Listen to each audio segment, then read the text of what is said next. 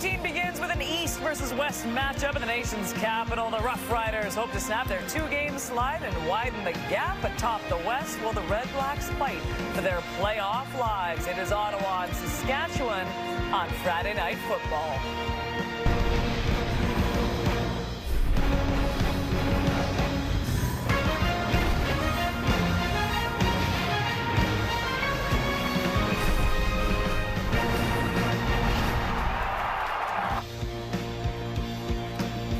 Trevor Harris, some think he's on the outside looking at the MOP race. If they are the West Division champions, I think he still has a shot.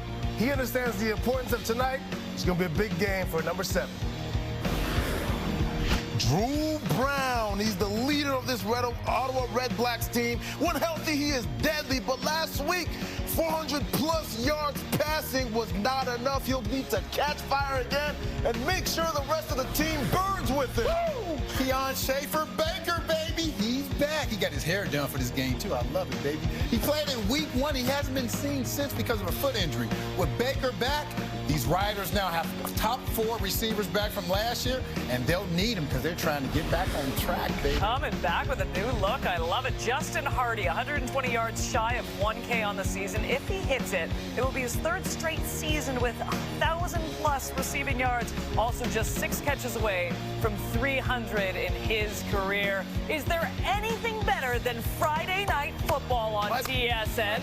The answer is no. That is Enoch Mwamba, Davis Sanchez, and a much more intelligent-looking Milt Stegall, I must add. I appreciate it. I like the bow tie, the glasses. You brought it all tonight, didn't you? With the bean pies. That's right. You can be breaking down plays like we've never seen you before on, on the halftime. We'll get to the guys in just a moment, but first, let's go live to our Claire Hanna, who is standing by in the nation's capital. And Claire, look, we just mentioned it off the top. For the Ottawa RedBlacks, they're fighting for their playoff lives right now. It does not look good statistically. And then they move a guy like Lorenzo Malden, who is such a staple for this team, and it kind of looks like the writing's on the wall right now.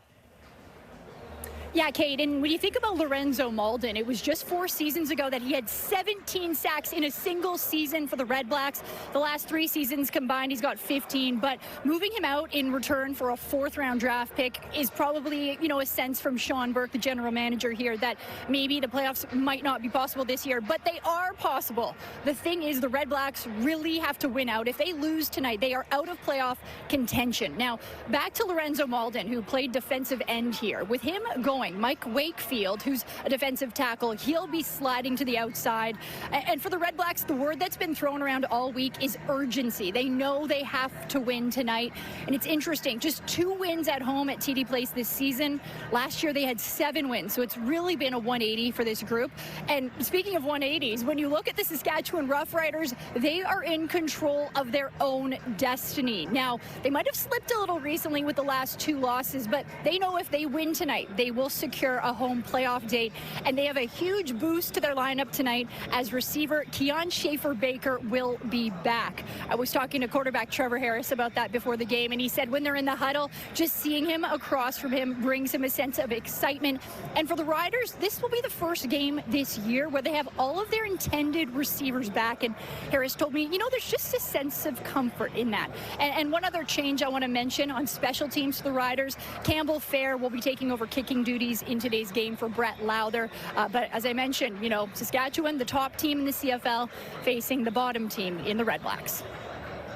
Kyle Thompson throwing here, down to the 10, touchdown Alouettes, corner out to the end zone, got it, as MBT continues to victimize. Corey Mays, I know he plays a certain style of defense, but you got to make some adjustments. 2-pointer to tie the score and force overtime. Harris, end zone, no! Edmonton wins, and it was as close as it could possibly come.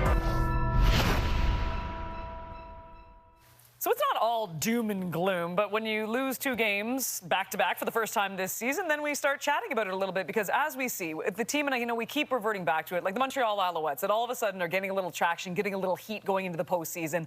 Those seem like the really dangerous Grey Cup contenders at this moment. The Roughriders have been great all season long. They've got a great offense, they've got a great defense, and Trevor Harris has been fantastic. But all of a sudden, we're seeing little tiny cracks, I think, right now in the Riders. And Trevor Harris, the 3 picks over the last 4 games, actually 4 over the last 3. I mean, just little things have built up, and now these losses, And I feel like a game like tonight, they absolutely need Enoch. Absolutely, they do need it. I'm not so worried about their defense. Yes, they need to step their game up as well, but they had some injuries, and I'm confident that when those guys come back, they'll be in good shape. But I'm looking at this offense, and I want to see this offense really carry this team, especially through these tough times for the defense. I want to see Trevor Harris really throw the ball, sling the rock in, and allow his receivers to get him. Yes, he's getting some help back by Keon Schaefer-Baker, but I want to see him go really hard tonight.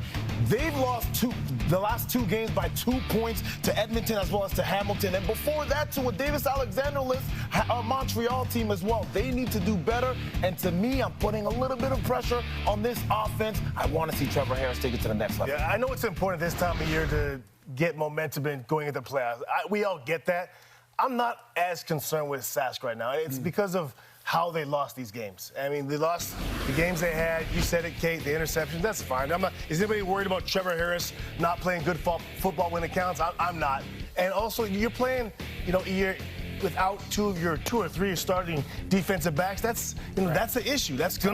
Every team's gonna struggle when you get those type of numbers put up on your secondary. And also, one thing I want to point out, and we talked about at the very beginning of the year, we looked at that receiving corps. We looked at Sam Emilus, and we looked at Schaefer-Baker, and we looked at that group collectively. That's one of the best groups in the league. Now they got this group back. Yep. That's a whole new ball game for me. And I think to get Sam and Schaefer-Baker healthy, moving in to this final stretch, I want to see how they look. This is a dangerous group, and I'm not concerned. I think they'll be highly motivated tonight. And the Roughriders still do have the best record in the CFL, if I'm correct. And we're talking about what's wrong with them. And we're talking about it because we were expected so much out of them because of the way they were playing, and now they've lost 2 games. And I think the biggest concern for me is the way they come out of the gate. Keon Schaefer-Baker said they need to come out and punch somebody in the mouth. We need to come out and punch some points on the board because the last 2 games, they've been outscored in the first half 39-13. And that's a concern because they've lost games by, 2 and 3 points at the end. So they have to finish well, but they have to start well. And they have the tools to do it.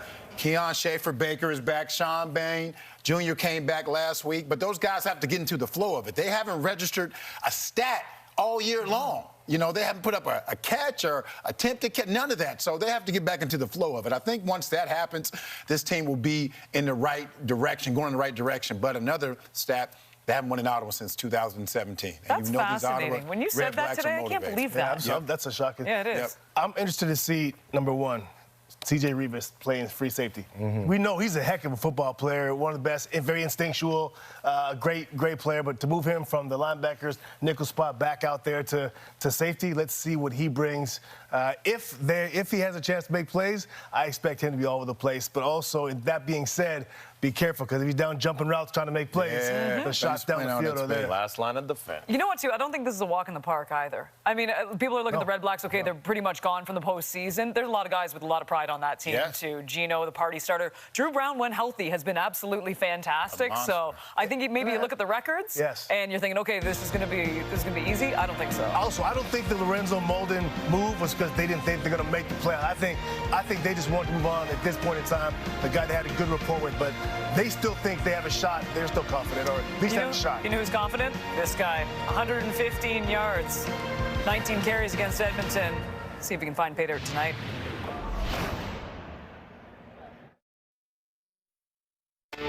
Not letting outside noise impact my thoughts, my confidence in my game. Back to Ouellette. Breaks it right. The AJ train inside the 10. And we got a 1st and goal coming up here for Saskatchewan. Hand the ball off to A.J. Ouellette is the game plan, and look at the result. 1,000-yard rushing season, over 1,000 and still counting, A.J. Ouellette.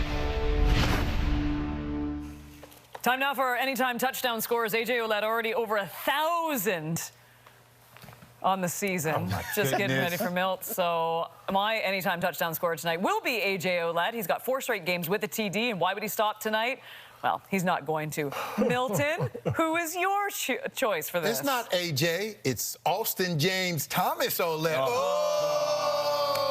He switched it up. I went with the government name. So, I'm going with A.J. also. 4 straight games with a touchdown. I think he'll get a 5th one also. Do you ever look at the odds, Milt, or you just take the play you want to score? No, he takes mine. He takes mine every time. Don't you read the group chat? Yeah, he does take He does. Guys, he's got his glasses on. Let him be right. You got to do your own homework, Milt. I'm going to take... I'm going to take Sam Emilus. And the reason, we know Sam does a lot of the dirty work for this offense, the receiving core, blocking, that type. He's back in the lineup. I think that he didn't get in the end zone last week. I think Trevor makes an effort to try to get Sam Emilus in the end zone. I think coming into this game, the Saskatchewan Roughriders are the favorites. But I'm going to go with Ottawa RedBlacks' Geno Lewis. And I think Drew Brown, after coming off of a 400-plus yard game, he's going to try and throw the ball to Geno a little bit more tonight. And you're going to see a little bit of this. A little this? I was hoping one person would go with an Ottawa RedBlack. All right, let's recap once again. You don't even need to know Milt's pick because he just takes mine each and every week. I like A.J. Ouellette, but you're right, Ches. I should start looking at these odds a little bit. Those aren't great odds, though. Minus 175. Geno, that's yours. Obviously, Enoch, and then Sam Emilus for Ches. And Milt cheating once again. It's not me, it's the team. We all rush together. We preach physicality, being relentless in our rush, and just making a havoc for the offense to get their plays off. How do you stop a two-game slide? Look no further than the Prime Minister of Defense, Mr. Carney Malik, that is. He was elected to this position due to his 14 QB hits this season, second in the league, 7 quarterback sacks, which has him tied for third. But that's not all. He has a QB pressure rate at nearly 15%, which is #1 in our country. Now, why are people yelling at him in the House of Commons? Well, they are obviously fans of other teams, and they wish they had someone on their defense that leads in 3 different categories. How good was that graphic, Luke Wilson? And I told you this, we just got to give a shout out to a few of the people. John Perlberg, who works so incredibly hard all year. Javid as well, who's on the road with you each and every Friday. And Chris Edwards, who specifically said I wasn't allowed to talk about him in this segment, but he's part of this as well. Kate, you just nailed the trifecta. It's the 3 Musketeers right there. Without them, I can't do my job. So all 3 of those guys I've had to lean on tremendously this year. I'm really glad you got to shout them out there. And I love the Malik Carney, Kate, because this guy's rolling. Like you said, if I'm Corey Mace right now, I'm talking to this guy, Malik Carney, and I'm saying to myself, hey, take over this game. We've slid a little bit. We've had a couple hiccups the last few weeks. This guy's got the ability to do it. I'm excited for him.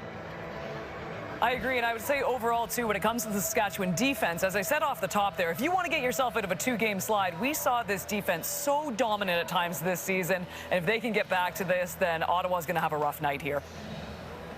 Yeah, you said it, Kate. And again, what I love is how they use Malik Carney. He's all over the place. The effort's high, the skill is high, and there's a few plays that have really stuck out to me when you're buzzing film that I just love. And when you watch this here, it's a 4-man rush. You've got him ISO'd, and it's a win with effort. Again, so here's kind of the base. He's an edge rusher. Bam, you rip through there. The effort here sticks out to me. We get the sack. We love that. Now here, you talk about learning and kind of understanding the game, and this comes through film prep. So you've got a fullback tight end on the line. He bumps out, and right here now, he's trying to figure out what exactly is going on. So he's looking around. We got the fullback. He splits out. He smells something here, Kate. Something's up. I know this isn't a normal look. I got a feeling I'm going to try and get pinned here. So you'll see him jump to a 2-point, shoot the gap right away, doesn't fall for the fake, blows this play up. Boom, another great play, great moment. Again, to me, that comes in film prep, but this is my favorite, and this is where you got to give your head coach, defensive coordinator, Corey Mace, a huge cap nod because he plays the Joker here. Notice there's 3 downs. The Joker now, you want him matched up on interior linemen so that he can basically use his athleticism. So he's going to kind of fake like he's dropping back. We snap the football, and now you're on an interior lineman. Boom, little pressure step. Not much you can do there if you're Caleros, and it's a huge play. And once again, we called on offense. We got to take care of the Joker, so they're doing this on purpose. You put it here in pass downs. You line him up over the center. You love that athleticism matchup. Little hezzy goes right in. Another sack. Kate, when he starts playing in different positions, he's an absolute handful. He's right now the 4th-ranked defender in the entire league on PFF. You gotta love it. Again, with the slide, you said it, Kate. To me, right now, this guy needs to get everybody back on track. He's a game changer. He plays all over the place. Plays like we just saw will get them out early and keep them in front. Couldn't agree more, and I think, honestly, we should be talking about him more, too. I mean, you're looking at 4th in the league, but overall, just makes such a difference overall. Great stuff, Luke. All right, all of those plays would have made a segment that we like to call Straight Fire! 2 weeks in a row, and you know why?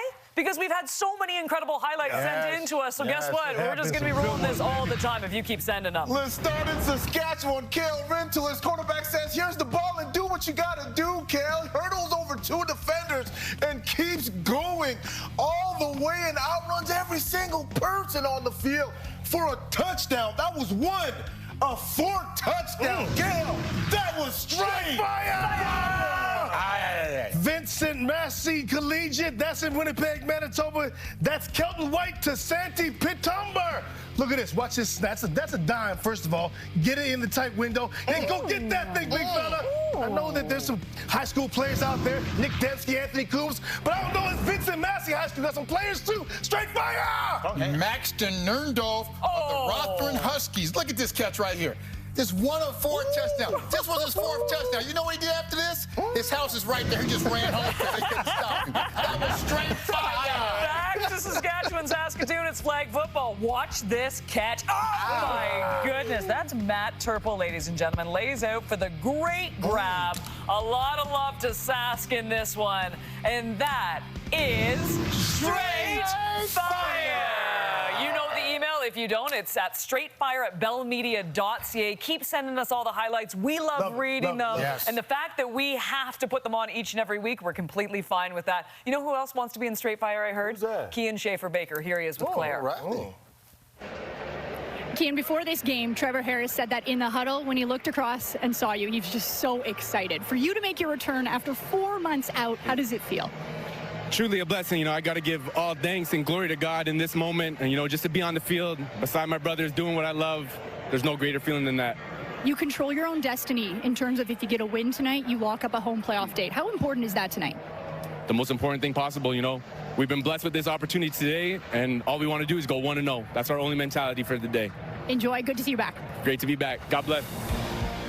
I can't believe I'm saying this. I'm jealous of Kean Schaefer-Baker's hair. Man, I am also. We got the party started here in studio. We expect the same from this game tonight. And Darius Pickett going to be chatting with Claire right after this.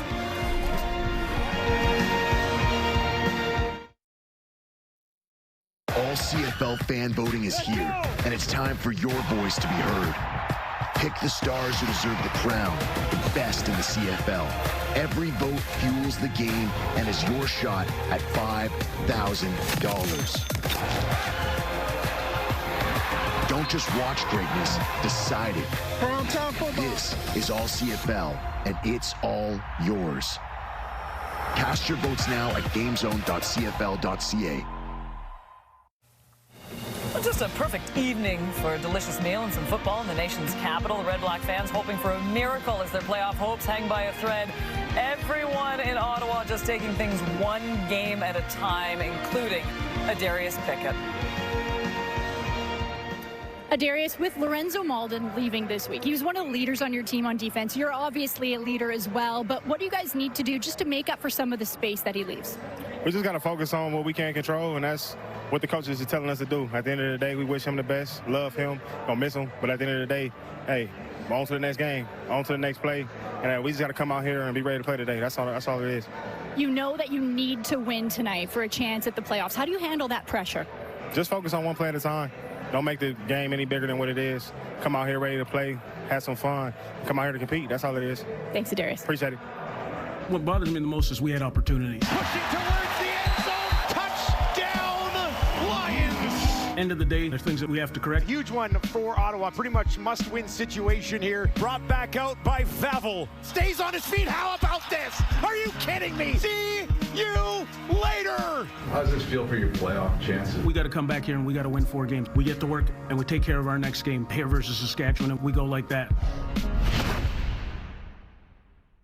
Well, it has been a rough go in the nation's capital, and I feel like this has been a tough one because I feel like after last season, there was a little momentum surrounding this team. I remember sitting down with Darius Pickett at the beginning of the season, too, and he obviously coming back from injury, and just the experience that they had, a quarterback like Drew Brown. I mean, there was a lot going forward, and plus the fact that they won so much at home last season certainly helped this fan base, and it's a fan base that deserves it.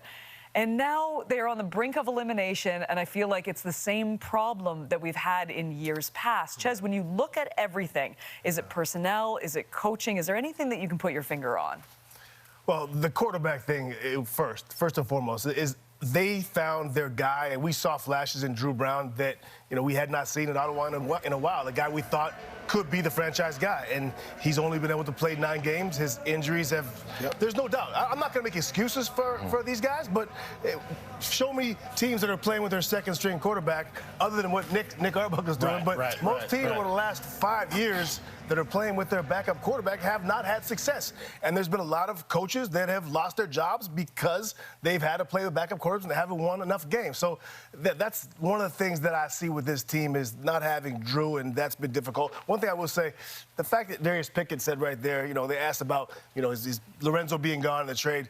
Pro football, he doesn't care. Go on, bye. You're my friend. I love you. We got to go because that's just the deal in pro football and pro sports. Those guys are all, not just Dyson and Sean Burke and everyone else. Those players are all playing for their jobs tonight and the next 3 weeks. Yeah, you don't want them to have that selfish mindset, but as you say, they are playing for their playoff hopes and then playing for their jobs. Or they're going to be invited back to training camp where there'll be a new regiment that's coming in. You don't want to get anybody fired, but will there be a new regiment coming in where they'll be looking at other players? So they just have to go out there and get it done. As you spoke, Chaz, this quarterback position. Last year, Drew Brown started 15 games. They won 9. That's 60% of the games. This year, he's basically started 7.5 games, and they won 4. That's like 57% of the game. So in this league, if your starting quarterback is not playing on a consistent basis, it's very difficult to win. It's very difficult to have success, and this team hadn't had it. Another thing they need to do, not putting this all on Malden, but they haven't been able to get the quarterback. They have 18 sacks. Betts by himself in BC has 13. And he has 18. Also on the offensive line, they've given up third most sacks. So there's 2 areas that they have to get together if they want to have success in this league. Can't rush a quarterback and then beat up in the secondary. Not a good combination. No, absolutely. And so you got to start with the quarterback position. I'll double down on that as well. The fact that you can't triple down on that. The fact that you can't have consistency offensively speaking, and he had a great start too. The first game of the regular season, opening day, and he gets hurt.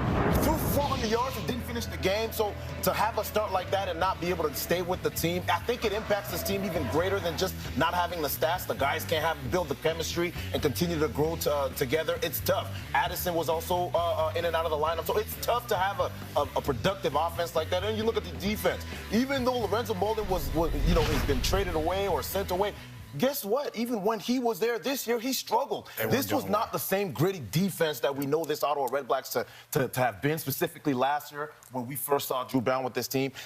Webb not being there anymore. He was a guy that brought some attitude and character to this defense. The injuries back there don't necessarily see it this year. Yeah, so that makes it challenging. Well, and that's the thing. The great part about the CFL season, it is so long, right? So you can get over injuries. But I'm with you guys when it comes to Drew Brown too. But we have seen flashes, and I think we would all agree, if he can stay healthy, I mean, he's got to be a number 1 in this league, but that's the key to this thing. I mean, he's got to stay out on the field. He's got to be on the field. He's got to be on the field. And the guys that were behind him, you talked about the second stringers in the CFL. We saw McLeod Bethel-Thompson in Montreal even struggle. But this in Ottawa, they just couldn't do it. Is Drew Brown a top 9 quarterback in this league?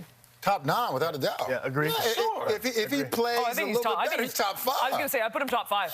I would. When healthy and consistently on the field, yes. Uh-oh, you're not putting him there, huh, Jay? Yes. You said top 9. There's only 9 teams. That's what I meant. Is he a starting quarterback? That's my point. Okay. Come on, quarterback. Catch up, Bill. Catch up. You said top 9, Chaz. Starting quarterback. Catch up, Bill. He might be top 5, Bill. We're going to talk about this at halftime. He's top 5? Well, name the 4 he's at 5 ahead of. Well, you got to go with, we don't have time. Big boom in the room can't handle us. We don't know the words, so we're all just singing. La la la la la la la la. Everybody la la la la la. We don't know the words, so we're all just singing. La la la la la la la la la. Everybody la la la la la. We don't know the words, so we're all just singing.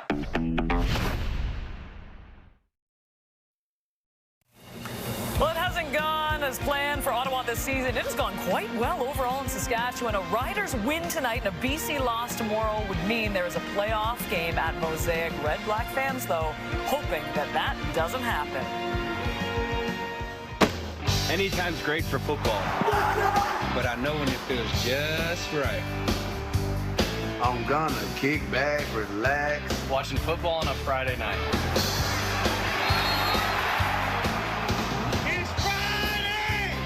And we're going to be hard to tame.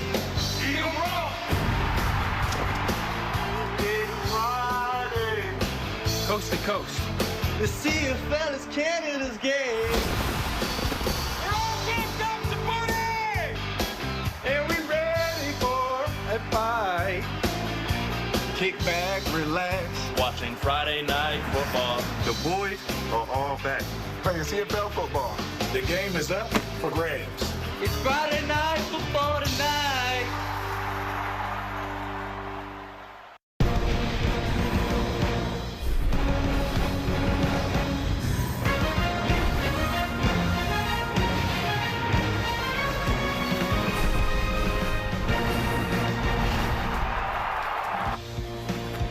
Well, what a time to get this guy back after being out since the season opener on June the 6th. Kian Schaffer-Baker officially returns. He has declared himself ready to go. Now, while Schaffer-Baker and the Riders are looking towards the postseason, Week 16, it was vintage Geno Lewis looking for more tonight. 155 yards receiving. He's just 103 away from 1,000 on the season. As we keep saying, it is game by game for the Ottawa RedBlacks. They do have the tiniest chance of making the postseason. Back alongside Enoch Mwamba, Davis Sanchez, Milt Stegall. You should have seen the debate during that commercial of the top 9 quarterbacks in the CFL. We barely got back to air. What's your key matchup tonight, though, Enoch? I'm looking at Drew Brown and how he's going to handle this defense. He needs to really put up some numbers tonight because I think this offense with Saskatchewan Roughriders are going to show up. Yep, and he's better than Bo, Nathan, Vernon, Chad. My goodness. He's better than Bo, Nathan, Vernon, Chad, and Davis Alexander. Stop acting Hold on, like you a can't really put baby. Chad. That's going to be an asterisk right now. You Anyway, CJ How do you Revis. get your point in? CJ You have Revis. to do it. Bo, Nathan, Vernon, You Chad, mentioned Davis halftime. Alexander. He's better. So what's number CJ 7? What's your key matchup? Revis at safety right now. Watching him in the middle of the field, I think he definitely brings upgrade in talent. Back there, he's a gamer. Let's see how he is and how patient he is playing that free safety position, and I'm right. He's better than Doug Flutie, too, huh? And Trevor Harris. My matchup is the Ottawa RedBlacks against their psyche. I've been in this position, unfortunately, a couple of times where you're basically, few plays and you're out of the playoffs. And you get down. Then you start getting selfish. You start thinking about, I got to get my numbers. I got to stay healthy. I'm a free agent. I don't want to get hurt. So that's where that's the matchup I'm looking at if that happens. So you have him number 7? I'm just saying he's not. You said What do you have him at? They What say do you he's have top him at? 5. I He's not said, top is 5. he top 5? He's not top 5. So do you have him at 7 then? He's not top 5. I got those 5 guys ahead of him. So you can't say 7? I don't know. I'll get back. That's not the question. Oh, Kickoff from Ottawa coming up next.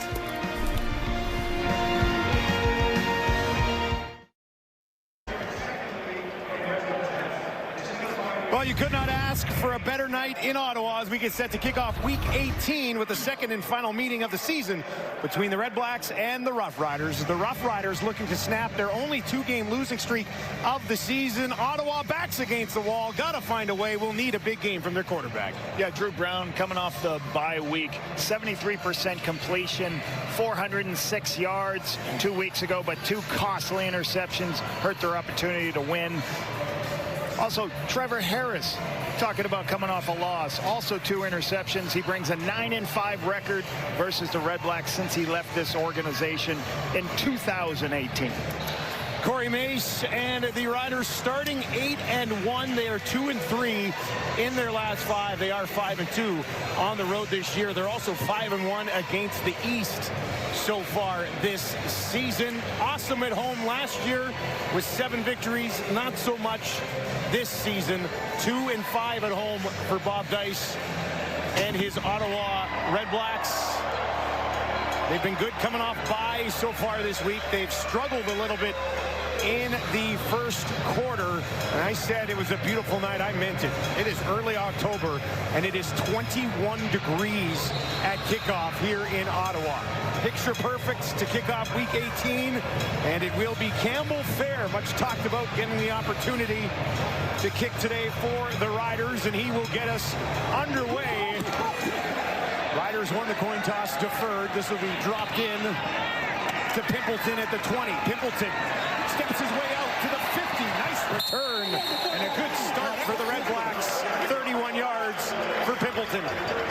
We'll talk about tonight with Drew Brown, how many yards he's thrown for a week in and week out. They just got to get more touchdowns. They need more explosive plays from this unit. They get a lot of yardage. They got to make sure they can get touchdowns when they get into the red zone. Brown over 400 yards passing in Week 1 against these Riders. That was a game that Saskatchewan won at home, 31-26. This excellent Riders defense ready to go to work here. Let's see what they do against Drew Brown. It'll be empty to start for Brown. 4 options out to his right. Pressure coming from the left. Gets it to Gino Lewis. Up to the 55. Let's take a look at the RedBlacks offense. Sam Carson gets a second start as Drew Desjardins moves to the tackle. Going to look forward to watching him versus Micah Johnson today. And Gino Lewis, season high, 155 yards on 9 catches last week. He needs 103 yards for a 1,000-yard season for the 4th time. Targeted 12 times in their last game. Midfield and a 2nd and 7 for Brown. Drops back, a little bit of pressure coming, spins away from it, on the run, has to throw it away on the far sideline as the pressure flushes him out of the pocket. A little bit pressure from the right-hand side of the defense, it looked like. And 2nd and medium forces Drew to move around and throw it away. So a good kick return to open the game from Pimpleton. Gets them essentially up to midfield. Leone now just inside his own 45. Short kick, hangs it up there. That'll bounce just inside the 30. And Bain will take it on the one hop and step out of bounds. Our first look this evening at Trevor Harris. Interesting thing about Trevor Harris last week when I was watching the film, Dustin, you see him and he was off a couple of throws. He had obviously the 2 interceptions I talked about at the beginning. But after the game, I'm looking at him like he still threw for 350 yards. He still gave him a chance to win, but it's just amazing how, some games when he doesn't look great, it's still a 350-yard game. They started on their own 26 for the Riders. Lots of Saskatchewan fans in attendance here. No surprise. And a good carry on first down for A.J. Ouellette, who's become a huge part of this Riders offense this season. We just saw it. Philippe Gagnon, the 9th-year vet, gets his first start this season after being on the IR all season long. And how great is it to have Kean Schaefer-Baker, first time since week work versus this RedBlacks, we get to see him back in the lineup. Back to A.J. Ouellette again. Didn't need much. And he's got a first down against this Ottawa defense. Mike Wakefield will move out to the defensive end spot as a replacement for Lorenzo Malden. He's got 3 quarterback sacks this year.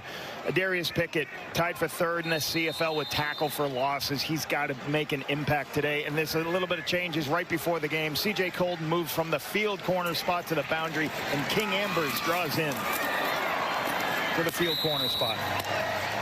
Myers with his first catch of the ball game. Gets about 7 on that reception. You can see a little bit of zone coverage, give yourself an opportunity to find the soft spot in the zone, sit underneath it, wait for the ball. Easy recognition for Trevor. Looking for a couple more as Harris gets it away. Quick hitter. That's a first down midfield. A little bit more. Tommy Neal pushing away and rumbles all the way down inside the Ottawa 45. Nice catch underneath. And again, there's a zone pressure here. And when teams try to bring extra players and play zone, there's more space on the field. Tommy Neal saw that space. Trevor saw it too. Gives him a lot of room to run after the play. Riders moving quickly here. This time they'll get it back in the hands of the running back, A.J. Ouellette.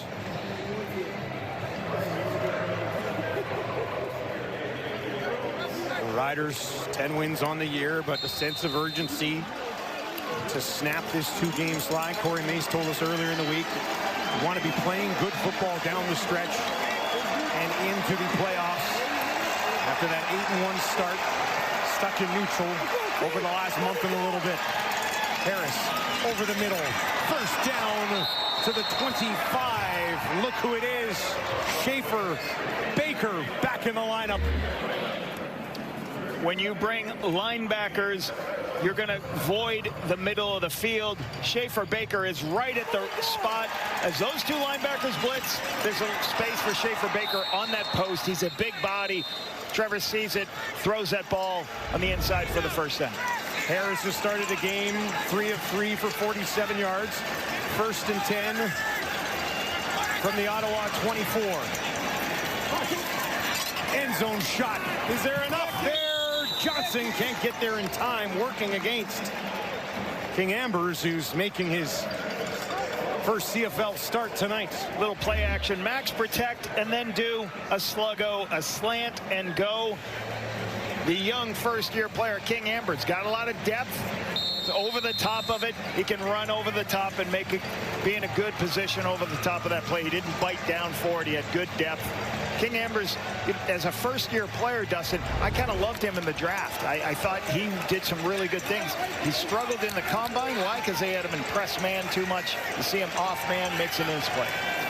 Second and long for Harris. Near sideline, drops it in there neatly for Myers, his second catch of the game. That is close. Just short, maybe, of a first down here. This is going to be half a yard, so you're going to put your big team in, get some extra bodies in. Go ahead and get your short yardage package. Nice throw on the sideline to Myers versus the zone coverage with softness to the outside. No Tommy Stevens. Jake Marin to handle this 3rd and inches for the Riders. Pretty much automatic all year.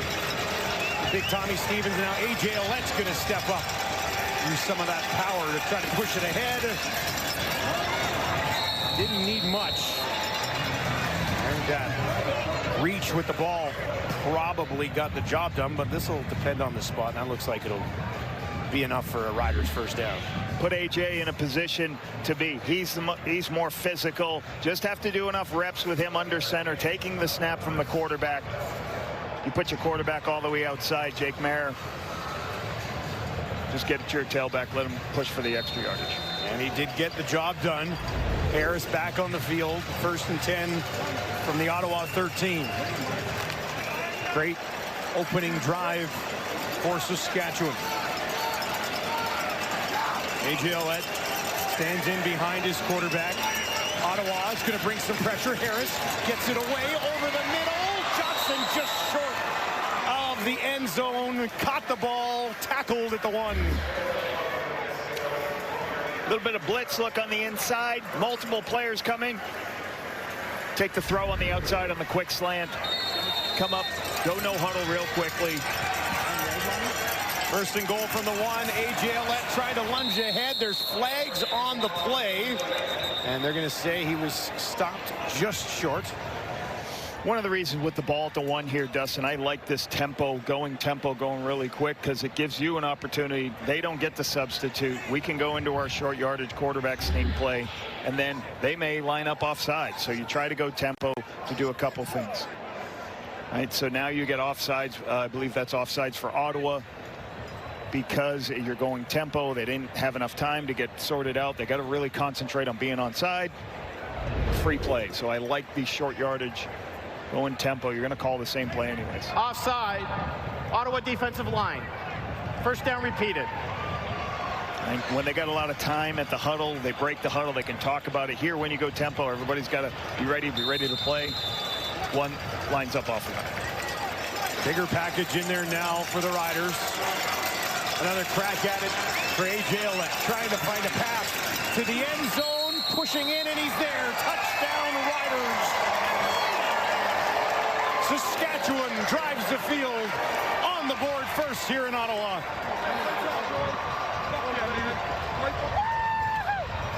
A couple of nice passes by Trevor Harris on this drive. Puts the ball in a couple of short yardage situation. A.J. Ouellette, the new wrinkle from this Rider offense, handling Tommy Stevens being out of the game. Nice touchdown, but really good decision making by Trevor Harris in locating the football. 4 or 5 on that last drive. Campbell Fair looking to tack on one more for Saskatchewan. That is up, and it is wide. Oh, boy. Not the start that the kid was looking for. But a great start for the Riders. 11 plays, 84 yards, just under 5.5 minutes, and A.J. Ouellette has touchdowns in 5 straight.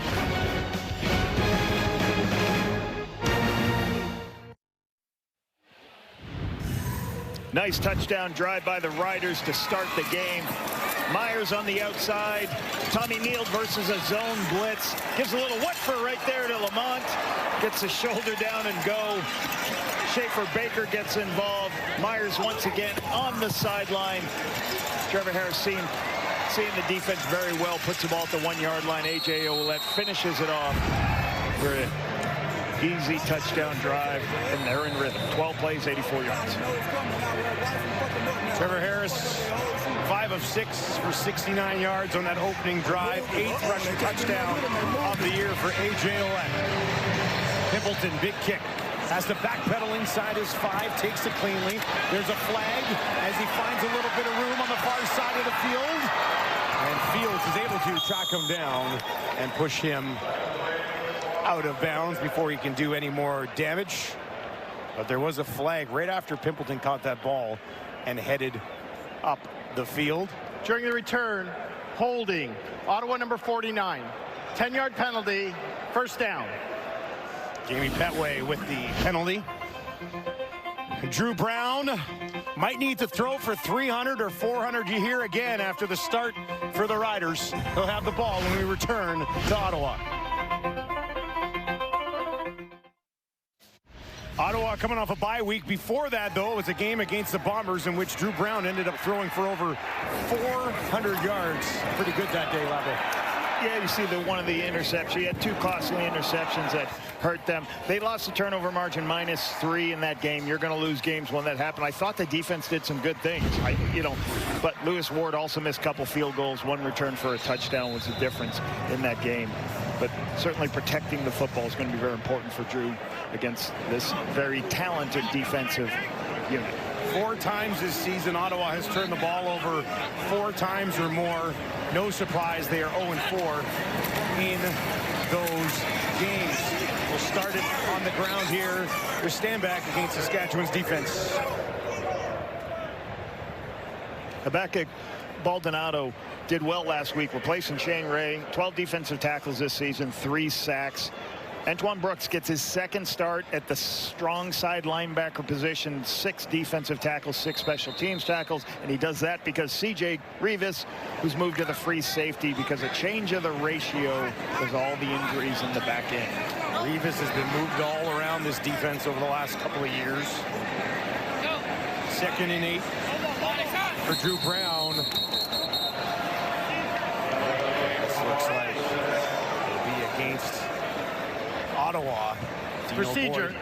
Ottawa number 64. I like the call here. To the goal. Remains 2nd down. You know, when you're backed up like this, Dustin, one of the things you do is you do go offensively. You go on 2 because it's half the distance. You don't get the full yardage of the penalty, where if the defense does, they do take the full penalty yardage. So I like it. You just got a situation, and Dino Boyd's got to know that situation. I'm sure it's something they practice all the time.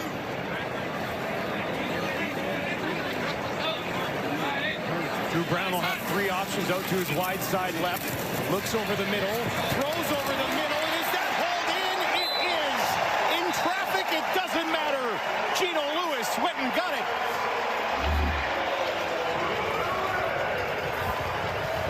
Vertical. Show up underneath the vertical. That's what this team loves to do. You can see him in and then vertically trying to get over the top of the linebackers. Drew Brown's location is what makes this play. It's high. He lets Gino go up and get it. Looks like a basketball player. We'll hear about that later from Claire. Went up and got that one. No doubt about it. Working against Benny Sapp, who's just 5'11". Some breathing room here for Ottawa. Brown down the field. Lays one out there. And taken away. What a play on the far sideline by Benny Sapp. He's got his first CFL interception. Drew Brown looking for a big chunk here, but Sapp has other ideas. Oh, that was close.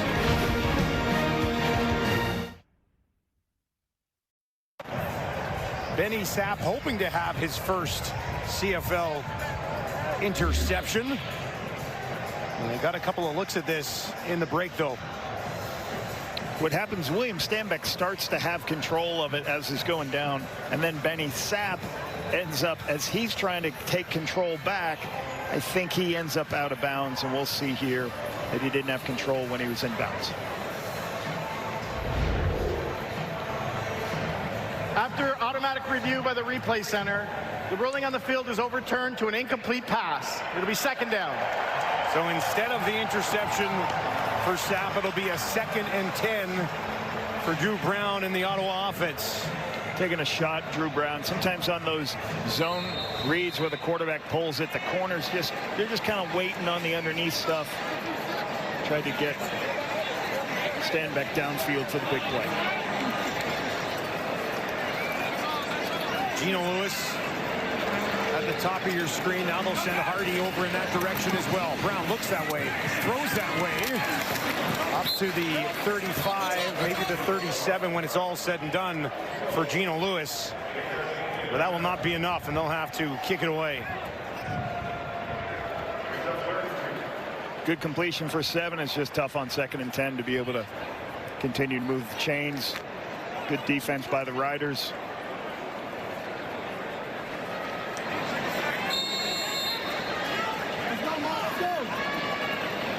Leone hunting it away for the 2nd time here in the first quarter.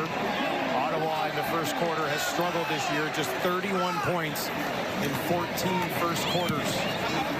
Shut out in 7 of them. This hangs up there. Bain takes it just inside the 25. Nothing there on the far sideline after a 51-yard kick. Santos Knox, big part of this.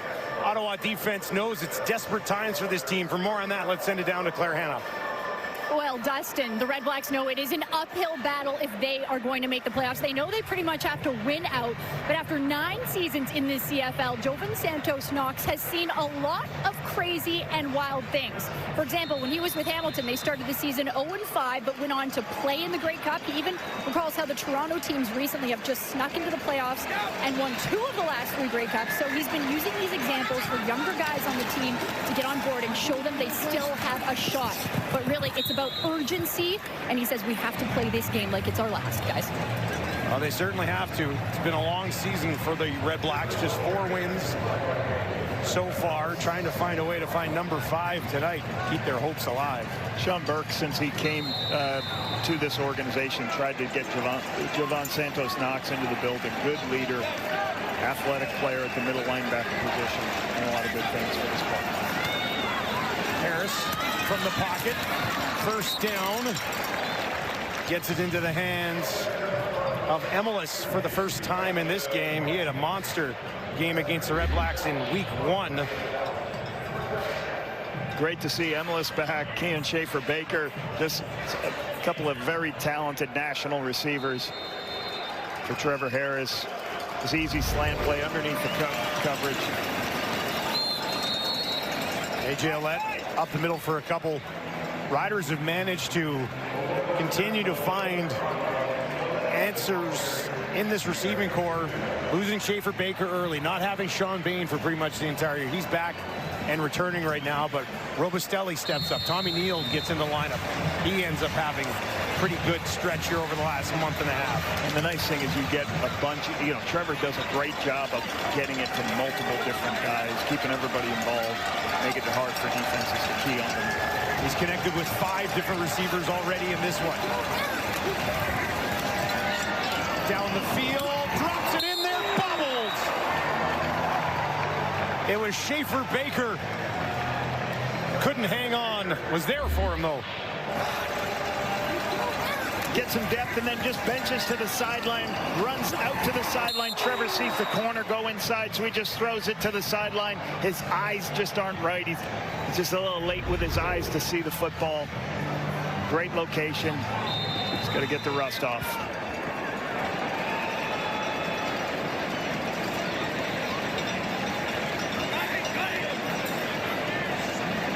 Joe Couch averaging just under 47 yards per punt.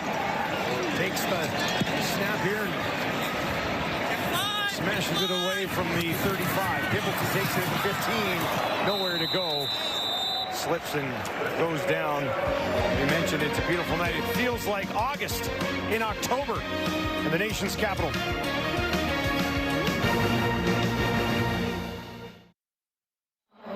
Well, it was a good start for Trevor Harris and the Riders offense. Had that touchdown drive just moments ago. For more on that, let's send it down to Luke Wilson. Dustin, you said it, great start, and it was a high-level execution. Ottawa tried to bring a bunch of pressure, and Trevor Harris has been around the block a little bit. He had no problem with this, and if you watch some of the stuff here, I love it. Again, so you're going to see here, you're going to go 1, 2, 3, 4, 5, 6 people coming. They shade the protection on the right, so he's going to be hot off the deep blitzer on the left. He goes the underneath route. He knows he has no one blocking. The defender coming in there. We throw this ball. It's soft coverage. This is zero hole. There's no safety over the top. Easy pitch and catch, big play. So then they bring 5. Again, generally 4. We're going to bring a 5th guy here. If you look to the upper part of your screen, the left, there's no safety help. That's why you're so soft under it, and we go right to it. He knows the route. It's on time. It's execution. You're not going to fool this guy with pressure, and then you get your traditional zero cover right here. 8 defenders coming. They're going to be soft. That's what the game plan has said. So what do? It's a great block by A.J. Ouellette to pick this up. We go right underneath this thing because we're expecting soft coverage on the cover 0. It's a great route by Keyshawn Johnson. Get down to 1-yard line. Ottawa can't play this because I'm telling you right now, Trevor Harris is going to have a field. Well, that's what I was going to say. They got to stop doing it then, right, Luke? Is that you would assume so. Yeah. Especially after that first drive. So we'll see if they adjust because it looked incredibly easy for Trevor Harris as you saw to dice that up. Yeah, you want to make him throw short passes. So whether you want to occasionally force the ball out of his hand, but you cannot stay in too much of quick throws, and you can't stay in too much of pressures. 9 yards to Addison, and that'll be followed by Drew Brown just staying in there and pushing it ahead. Good productivity by the RedBlacks on first down, gives them that easy 2nd and short.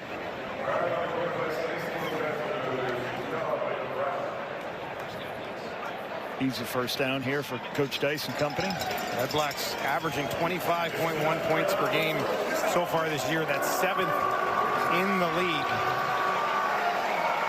They have missed Drew Brown for parts of the season. This is his 9th start of the year. He's 2-6 in the first 8. 2nd first down of the game for Ottawa. Stand back in the game at running back. Riders show a little bit of pressure. We'll see if they send it. Corner's coming. Brown turns, looks down the middle, wide open. It's Pimpleton. He's got it at the 55, tracked down from behind by A.J. Allen, but he takes it down inside the 50 for Ottawa.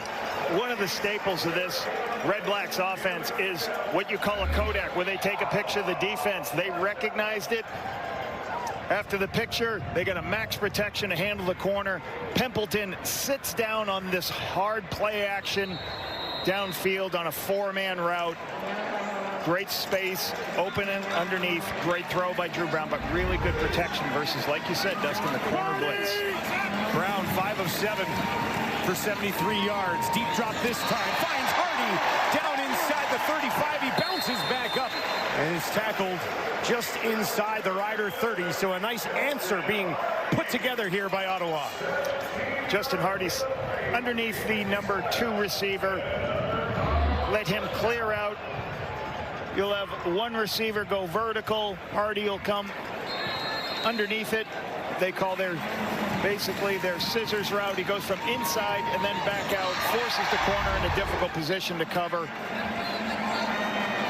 Nice drive here by the RedBlacks. They'll go empty this time for Brown. Stand back, way out to his right. Throws over the middle again, and that one falls just short.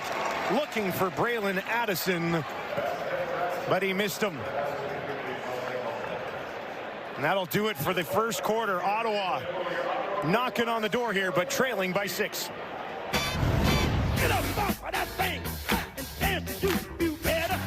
Get up off of that thing and dance to you now. Get up off of that thing and dance to you better. Get up off of that thing.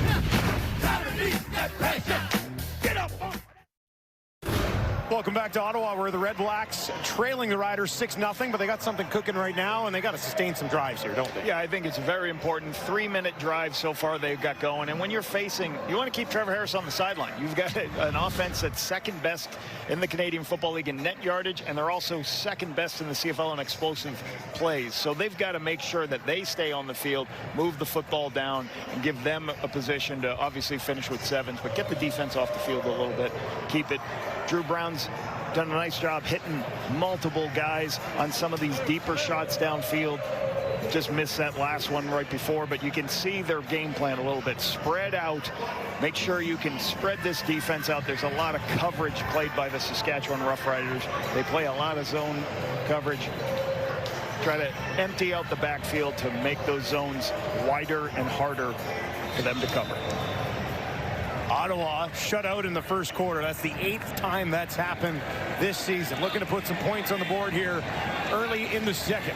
Brown looks to his right, throws to his right, and that is taken away. Intercepted, and they're going to go back the other way with Brooks. He's going to take it to the 30. Nobody's going to catch him.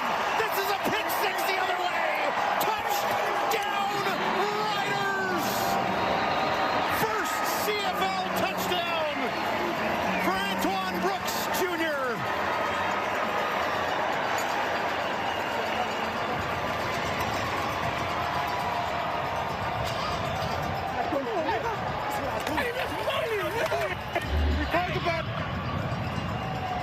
Brooks is the low player to the wide side of the field. He just gets underneath this slant to Eugene Lewis. There is a space. The space has got to be wider than where Brooks is. Brooks reads the quarterback's eyes, runs this all the way back, gets some cheering from his teammates for the pick six. Let's go.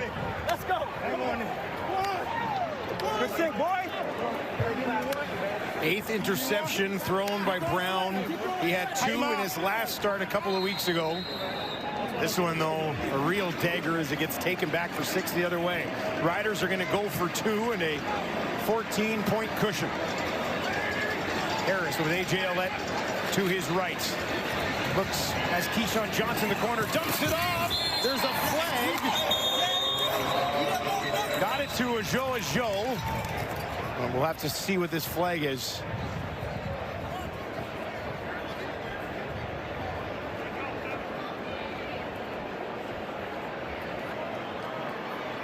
Illegal contact, Ottawa number 36.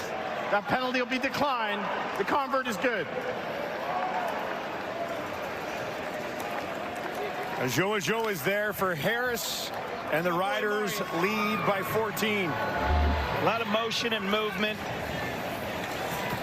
for the 2-point conversion. There you see Brooks jumping up in front of Eugene Lewis to make that play for the pick six. When the DB makes that catch, there's only one person left, usually the quarterback, and if he's in full stride, nobody's going to be able to make that play. So once again, a difficult play, turnover here. 6 points. Defense doesn't even allow to be on the field. So got to be better protecting the football for the RedBlacks. C.J. Revis moves to safety. Antoine Brooks gets the start in his spot and comes up with a big play for the Saskatchewan defense.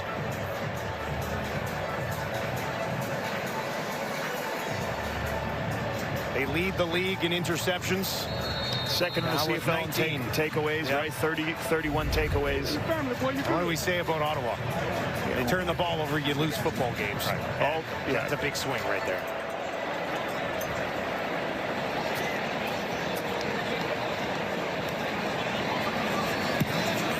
Low kick, driving in there. Pimpleton has to hustle up underneath it at the 20. Pimpleton to the 40, trying to break away from some tackles. Does a good job staying on his feet. Now they'll blow it down. Some okay field position as the Riders defense and Brooks trot back on the field here. And this is a big one for Drew Brown. Can't fall behind the Riders too much. Well, and it just finish with points. Just you don't need to do too much. Let's get a drive, finish with some points, overcome these critical errors that are putting you in a difficult position. Pimpleton is down on one knee. We'll come out and take a look at him. Had his first receiving touchdown in their last game. Came right at the end of it against the Bombers. And we'll step away as they chat to Khalil Pimpleton of the RedBlacks. What a read that is, eh? The truth doesn't take sides. God, that gets you fired up. I got to watch that. I'm in. You had me at the truth doesn't take sides. Nice promo. Nice promo, Dusty. Drew Brown 6 of 10, 93 yards, pick 6 the other way. They'll give it to Stanback. He goes nowhere on the play. The corner, Marcus Sales, comes in to make the tackle. Yeah, one of the things when you kind of condense your formations is you bring your corners a little bit closer. Marcus Sales had the green light on that play to, hey, blitz off the edge. Very hard to block the widest player at the corner. Creates a negative yardage, or creates a 2-yard gain. Really good stop by Sales. Second carry of the day for Stanback. Just a couple of yards on each of them. 2nd and 8 for Brown. Riders only sent 4. Brown from the pocket. Down the field, intercepted again. Oh no! A.J. Allen this time steps underneath and takes it away. And things go from bad to worse for Drew Brown and the RedBlacks.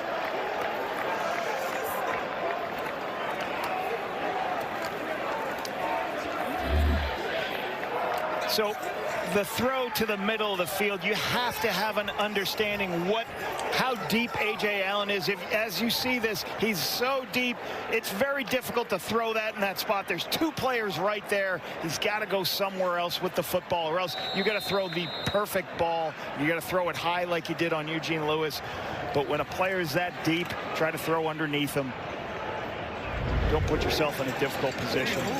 Difficult back-to-back turnovers for the RedBlacks. Interceptions on back-to-back passes from Drew Brown. Now they'll hand it off to A.J. Allen. Nice jump cut to find some positive yardage. It's about 4, almost 5. They're going to keep throwing them. They're going to keep throwing them.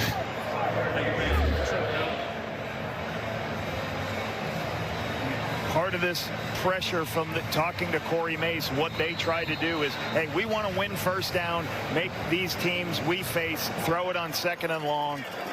Example of them stopping the run, forcing you into 2nd and 8, and then the ball has to go up in the air. But you've got to be careful throwing that over the top of linebackers. Got to check it down when linebackers do. 2nd interception of the year for Allen, 20th for the team. And now this one a little bit high for A.J. Allen, got turned around, and the Riders will have to punt it away. So RedBlacks defense will get off the field this time. You know, RedBlacks doing some good things on defense once again. Like 2nd in the Canadian Football League stopping the run. They've done a good job so far on A.J. Allen. They have given up that first drive that Luke talked about, a little bit of pressure, a little bit way more zone in the last 2 series. So they're listen to what Luke's saying and making it harder on Trevor Harris. But they're stopping the run, which has helped this defense for the RedBlacks. Pimpleton is back on the field and ready to return this punt from Joe Couch. Pimpleton, the guy who turned the game in a hurry. Ottawa could use a spark. Pimpleton just inside the 15. Finds a little bit of the edge. 49-yard kick. Stays on his feet. There's a flag on the field. And Pimpleton's got something cooking. Midfield. Cuts it back inside the 40. Down to the 30. High stepping into the end zone, but the flag lays back at the 30 as Pimpleton takes it all the way home.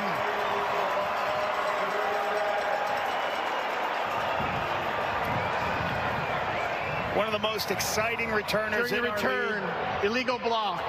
Ottawa number 46. 10-yard penalty, first down. A round of boos from the crowd here in Ottawa.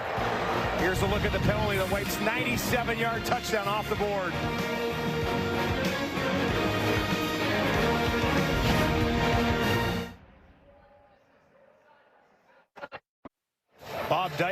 Bob Dice is challenging this block in the back penalty. Let's give you a look at it. The call's on Teron Rade, the global linebacker for the RedBlacks. You can see right there at the top of your screen, Kerman right here, his hands pushing on the back. You see the official right there. He sees the play. He's got the ability to see. Just can't, even if you're stepping in, you can't put your hands on. And here's another look at it. Hands at the back with a push is gonna be called each time. There's another good look at it.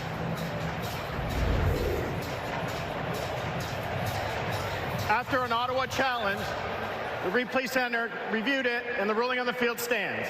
Be first down. What you're trying to coach those guys, Dustin, because it's hard when you're like, Ottawa this is will be my charged guy. timeout. This is the guy I got to block. I got to go. Once he beats you to the spot, you're behind him, and you can see the back of his numbers. You just can't. You got to let him. If he's going to make the tackle, you let him make the tackle. You don't get your hands on. What do you think of the decision to challenge? You know, maybe, you know, it's such an important play, down 14-0. They're trying to climb back in, but it's a tough loss of your time.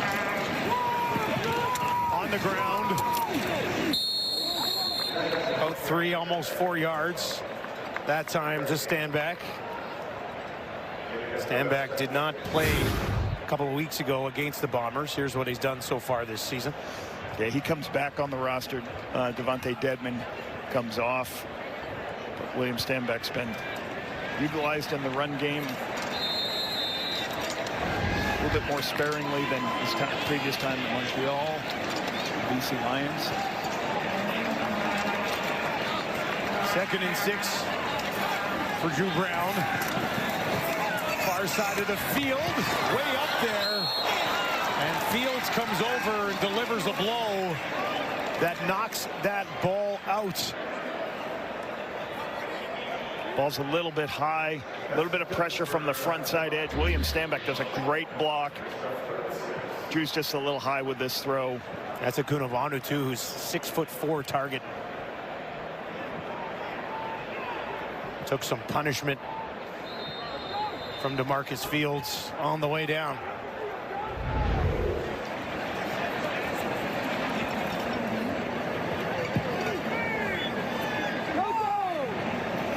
Leone waits inside his own 20.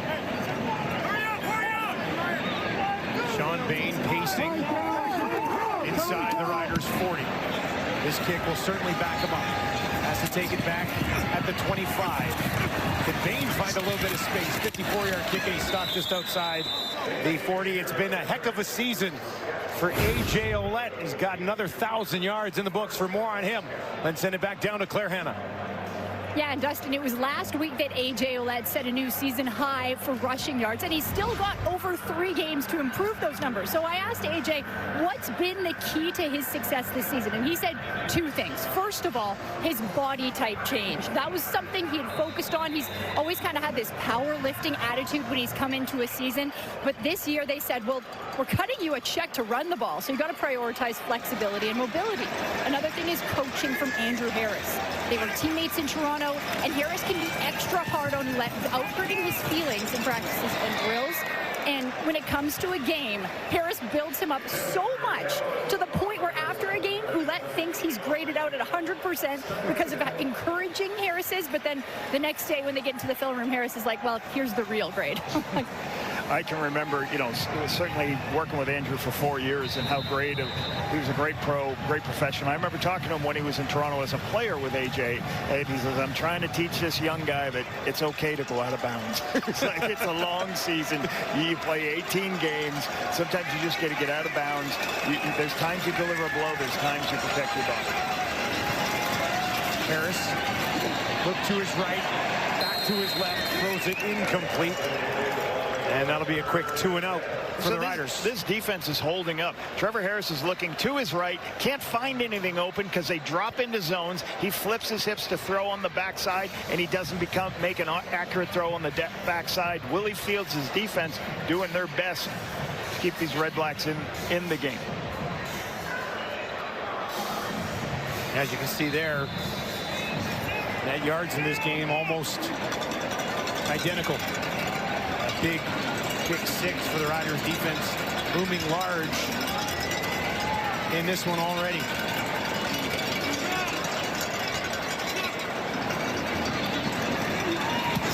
Couch, higher, shorter kick. And that's not a good one. Flag will fly as it flies out of bounds around the 40. Good field position for Ottawa when we return on TSN.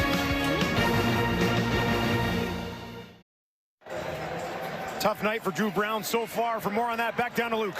Yeah, Dustin, the picks are, you got to avoid them, but it's not always the quarterback's fault. Generally, it's either a team fault or a bad decision. This first one, it's a smash concept. You're thinking corner in a sit route here. Sit. I've never seen this where we run into a defender. The coverage says sit. We kind of drift into it and then make it even worse. We throw it into it. Again, that's fundamentally very, very flawed. With a corner there, that smash, we should have sat in that window. And then we talk about bad decisions. There's no rhyme or reason to make this throw right here. You just toss one up. You're not looking. There's no read. It's not a progression. It's just a flat-out bad decision. A chance to redeem himself here. Lots of time left in this game. Down 14-0. Back-to-back games with 2 interceptions for Brown. This one he just lays out for Hardy. Hardy nowhere to go, and they'll take a loss on the play. As Brooks again making the stop for the Riders. And again, for Drew Brown, there is a stat that he's got some of the most 400-yard games of any quarterback in the Canadian Football League. But, you always talk to your quarterbacks about, hey, listen, you guys can play great. You can go 30 of 35, 4 touchdowns. You make 2 bad decisions in a game, and it's a loss. This is one of the things I always preach to our guys. You've got to make sure you've got to be perfect to play at the professional level and eliminate mistakes. Second and long this time for Brown. Certainly looking to throw here. Riders will send 4. Gets it away. Geno Lewis is going to have to do some work here. Can't find a path through a gang of Riders. And it'll be 3rd down and a couple of yards. And this is what these defensive players for the Saskatchewan Roughriders say. We're going to win 1st down. They rallied, made the tackle, made it a 2nd and long play. And then, okay, we'll let you throw underneath because our pass rush is going to get there quickly. The ball comes out of your hands, and we've got a bunch of guys. You see Sapp right there, Allen. We're going to make the tackle and force you to punt. I think they thought about going for it, but last second here, they'll get the punt team on the field and kick it away from the Rider 51. Oh, driving kick. Bounces out of bounds at the 2-yard line. 49-yard beauty there. Cheerio? I think it's the one where they say cheerio. I think that's it. Great kick by Leone. Let's see if we can play, 3-phase football. Special teams puts the ball at the 2-yard line. Now the defense has got to get a stop. The defense gets a stop right here. Now you're going to put yourself in a position when Saskatchewan punts it, you're in great field position. You're already in field goal. Field position has been flipped by punting after a horrible punt that went out of bounds and a penalty from Joe Couch. And then a great punt from Leone. And now all of a sudden, just like that, the Riders are backed up here. Yeah, and it's going to be tough going against this. The one thing this RedBlacks defense has done the last couple of years is stop the run, as we talked about. There's Richie Leone back after the loss of his mother. Missed the game 2 weeks ago. Had a good talk with him. He was so happy to get back with his teammates and family members.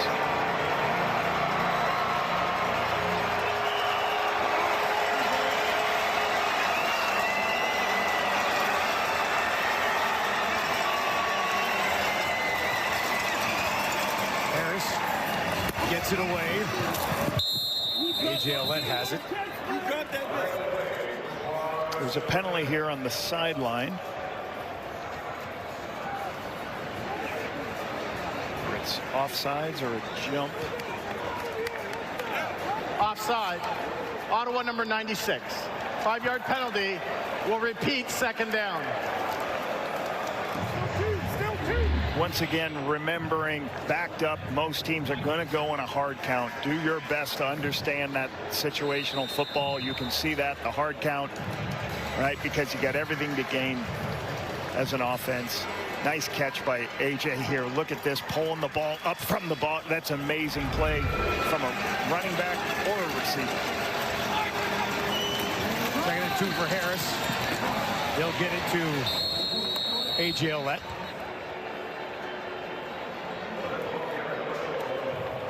And that'll be a 1st down. Well, Malden had a great run here in Ottawa. Good pickup for Calgary, too, I think. Great pickup for Calgary. Gets a lot of pressures. Was fortunate enough to work with him the year he was the defensive player of the Canadian Football League. He spoke so highly about his time here. Harris quickly. Keyshawn Johnson's got it. That's just short of another first down. Monster year for Johnson continues. Good productivity on first down. Keyshawn comes in as the linebacker leaves with the back. It opens up a seam for Keyshawn on the inside on the slant. Short yardage, A.J. Ouellette. And he gets the job done. Time ticks down inside 5 minutes. Doing that with Trevor still in the game. They've got the ability to keep Trevor in. He doesn't have to take it, so he can play. And they don't have to change personnel at all.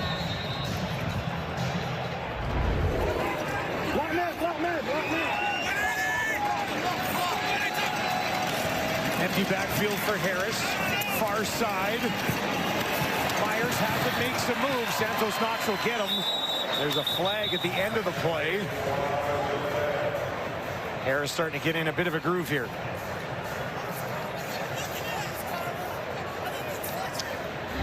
Looks like we're going to get a horse collar. Major foul, horse collar. Ottawa number 5. 15-yard penalty, first down. Javon Santos Knox says he's going to chase. Deontay Myers, very good athlete on the outside. Get the ball in space. Get the ball in space. King Ambers, difficult spot. Tries to bring it back to his people.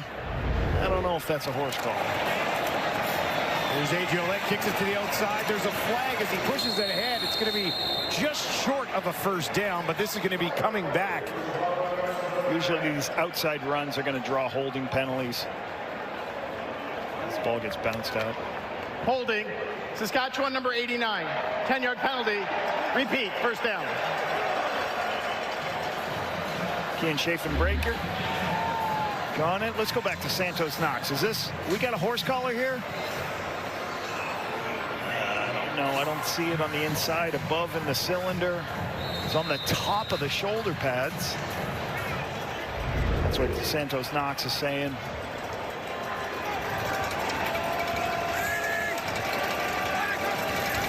First and 20 for Harris. Lays it up there a little bit high, but Keyshawn Johnson went and got it. Took it outside the 50. Still be second and long here for Harris and the Riders. Part of this, Trevor Harris has done this for years, these quick screens on the outside and the perimeter. Lucas Cormier's in a position to make the tackle, but it's just sometimes hard to make these plays right here. Keyshawn gets north-south, a couple missed tackled. Big 8-yard gain. Keyshawn Johnson coming into this game among league leaders in pretty much every statistical category among receivers. Had a big one last week against Edmonton. Yeah, third in yards, third in targets, third in receptions. Done a lot for this team, and again, been consistently there for Trevor as other guys have been hurt throughout the season. You can see what he's done this year, and then just somebody that Trevor can trust. I've got a guy that will be in the right spot at the right time. Deontay Myers is pacing towards being over 1,000 yards as well. Injured RedBlack is up and walking off the field. Chase McGowan, 24-year-old out of Delaware. A little bit of a limp. 3:48 left in the first half. Saskatchewan Roughriders, everything to gain here. Just very good offensively. No matter what happens in this drive, taking it from the 2-yard line after the great kick by Richie Leone and bring it all the way out to the 50. Flip the field position. Great job by Trevor and the offense. Second and 11 for Harris. They're going to bring a little bit of heat. Gets picked up. Harris, though, can't find anybody. They'll take him down. Ottawa defense making a play. Carter, Aiden John as well, causing issues. Multiple guys coming. You'll see Santos Knox coming in. You also see on the outside one of the perimeter blitzers coming all the way in. That's Adrian Fry, one of the defensive backs. He comes through, times it up and gets Trevor Harris down. Very difficult sometimes when those defensive backs blitz. A little bit faster, a little bit harder for the backs to go ahead and block. Nice job by Adrian Fry coming in from his boundary halfback position. This is a look at Jesse Mirko, who's actually handling punting duties. I said Joe Couch a few times earlier in the game. My apologies. Totally blew it. It's Mirko who's handling the punting duties tonight for the Riders. And he drops one in here to Pimpleton. A 44-yard kick. Pimpleton, little hesitation, finds some space, and will eventually be tracked down by Jaden Dalkey. They've seen enough of Pimpleton so far as we hit the 3-minute mark here in Ottawa, with the Riders on top 14-0.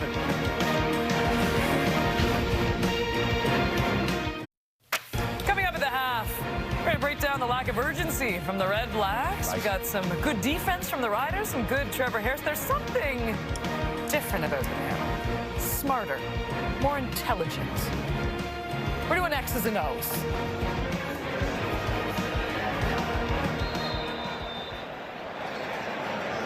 Look at that, the glasses. Excellent. Good look.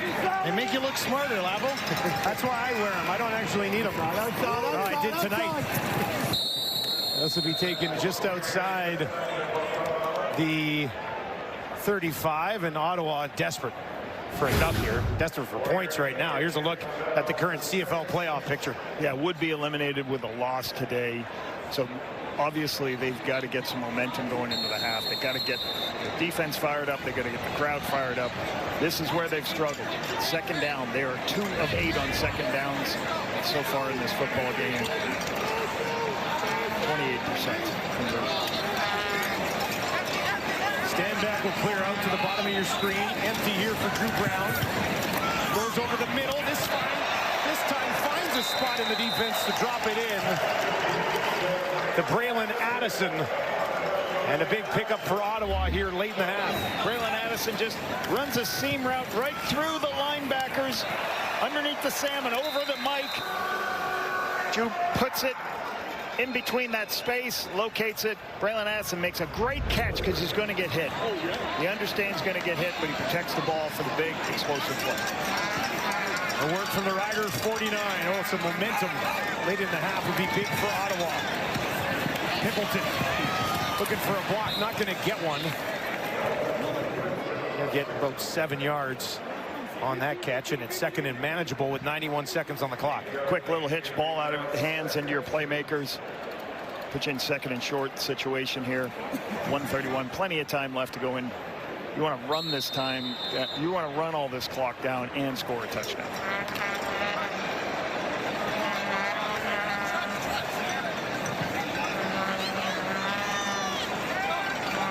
Stand back, slides over to the right of Brown. He'll get the ball. He's going to push it ahead. He's got a first down and more. Rumbling down inside the 35, almost all the way to the 30. And Ottawa in business right now. Just works for a little bit of inside, bounces back outside. Good blocking it on the left side of the line. Good push for William Stanback, ensuring the first down. RedBlacks will go tempo the rest of the way.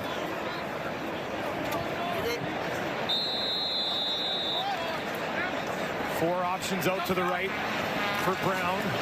Tucks it into the belly of Stanback. Adds some space, carries it down inside the 25. That's his best pickup of the ball game. Team thinks you're going to pass at this juncture. Right at the end of the half, first down, what do you do? Nice, easy draw play. Let the rushers get upfield. Give it a Stanback after he just got a big first down. Feed the beast, give him a little bit more. Nice call on the draw play.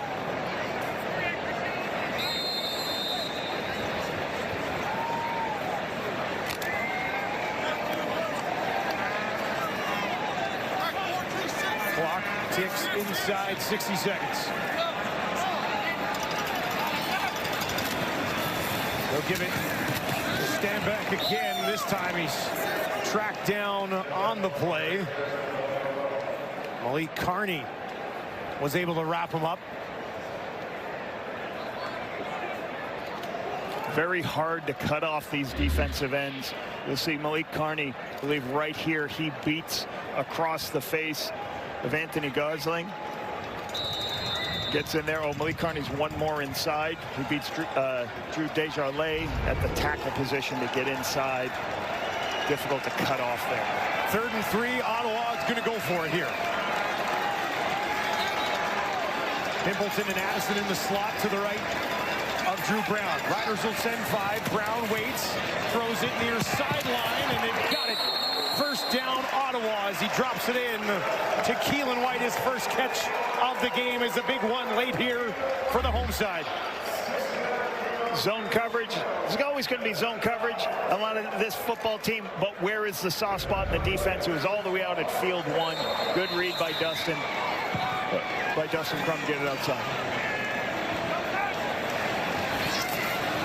Brown down the field in the direction of Hardy. Hardy had gone down, never had a crack at it, and it'll be 2nd and 10. Trying to get the sideline route to Hardy as Marcus Sales comes down. Takes a slant, just misses it outside.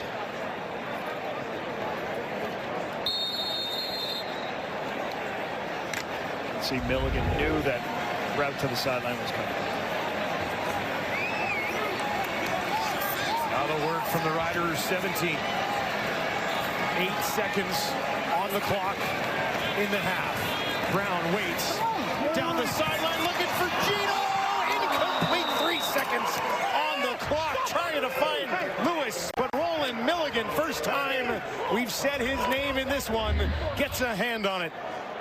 High player, as he's sitting there watching, sees the ball up in the air, has a good chance to get to that. Just a good high location where only Gino can get it, or else Milligan could get it almost tipped it to himself for the interception.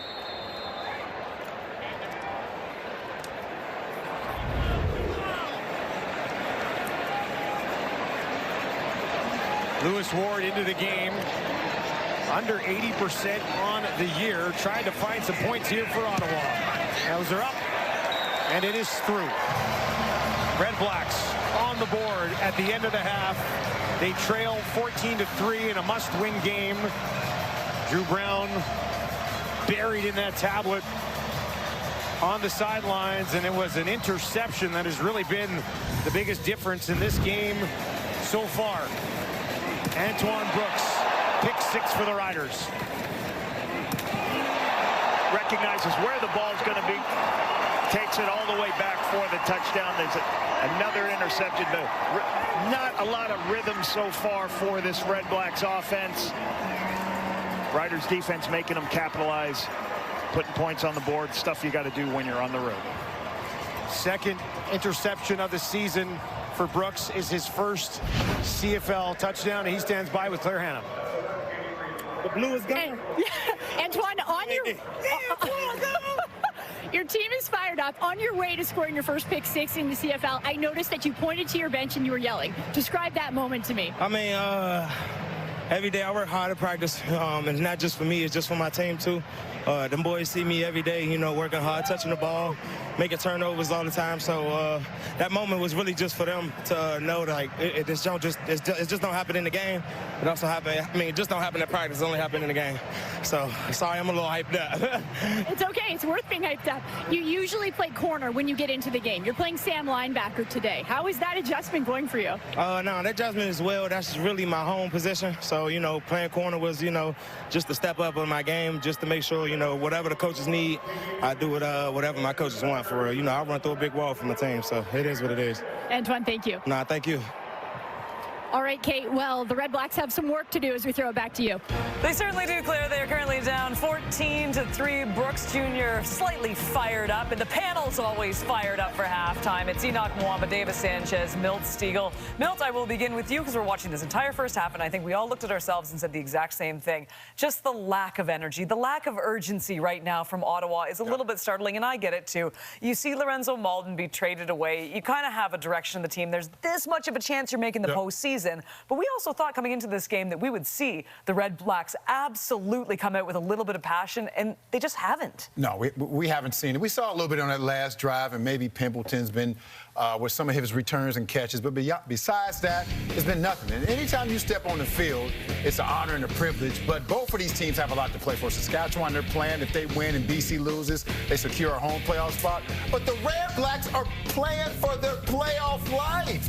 You're playing to have an opportunity to make the playoffs. And when you get in the playoffs, you never know what can happen. But the energy, what they're out there playing, is just not showing it. Bobby Dice is coaching for his job. These players are playing for their job, playing for having another opportunity to come back and be on the team next year, and they're just not showing. So in this second half, they need to come out and play with some energy, play with the fact that your job and your season is on the line. That's what I want to see out of this team. I thought that first of all, Addison made a big catch there at the end. You saw him go in the middle, a contested catch, take a big hit. They got 3 points out of that. I thought their offense didn't play with energy. Their defense did. And really, it was Drew Brown's turnovers that kind of took the air out of energy they would have. But anyway, their defense, think about this, though, drive chart. It was punt, it was touchdown for Sask, and then 4 punts in a row. So Ottawa's defense has come to play. This right here, we said this, Enoch, this is the cornerback drops. Drew is staring him down the whole time. He doesn't take his eyes off him. When the quarterback leaves, I think he thinks it's open. It's obviously not. No, Antoine Brooks did an amazing job. This is textbook. Corey Bates is going to be showing this for years to come. This is how you do it. A hook to curl drop. You carry the receiver, and then you go straight to the curl, and you did an amazing job and finish the ball. Yeah, this one right here, looks like it's trapped. You see the corner trapping, coming down here. There's 4 guys around 1 receiver, 2 underneath guys wide open. Throw the check down. Get to 3rd and 1. Nope, throws into a 4-man. That's an easy interception. And if you look at it, A.J. Allen did an amazing job as well. He did his job at the first part of that play. You see him. The responsibility that he's supposed to do is carry number 2, and he's right beside number 2. But the last 2 steps that he did, he had a great burst, and that's called being a P. You know what that P stands for, Mel? A player. And he did just that. So what you trying to say? I wasn't a player? I didn't know what it's not about you. I'm saying A.J. Allen made a real good play beyond what is asked of between the X's and O's. I'm so offended by the way, I'm going to give them credit. I don't think I've ever seen a dual Piero done together. A dual breakdown together. It's cute. No, I think you and I need to step up our game a little bit. We'll do something later. Yeah, coming up after the break, you know what? We're going to be talking about BC taking on Calgary. Top 5? Oh, no. That's where you're going again, Chase? Stand up for yourself, man. What? That was both of you, actually, both of you. Dev, I think we're hosting the awards this year. Hosting what awards? You're not. All right, coming up after the break, we're going to be talking about Calgary and BC. We'll sort this out in the commercial break. Yeah. Big boom in the room, can't handle us.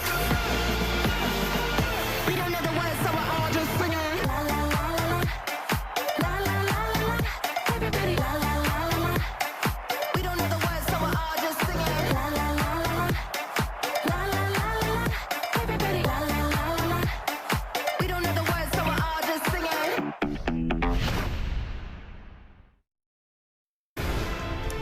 Play more football on Saturday. It's a doubleheader first up. A battle of the QEW. The Toronto Argonauts taking on the Hamilton Tiger Cats. The Argonauts, like the RedBlacks tonight, they need a win in this one. 3 Eastern, 12 Pacific. And then we've got the BC Lions and the Calgary Stampeders. A rematch of Week 16 where Nathan Rourke threw for 331 yards. He had 2 TDs in the air. He had 3 rushing TDs. He was absolutely sensational. On the flip side, when it comes to the Calgary Stampeders right now, things are going in the wrong direction. Some very interesting quotes from one Vernon Adams Jr.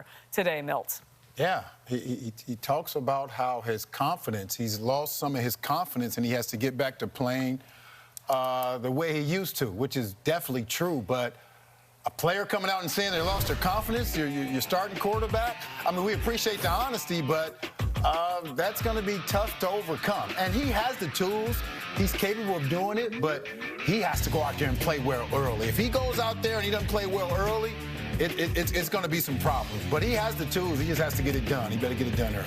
Yeah, he did say, I lost my confidence. Here's the quote is, I lost my confidence the last few weeks, period. I'm not playing myself. So I don't think VA, and look, we'll hear more from him, I'm sure, with this. I don't like the sounds of it either.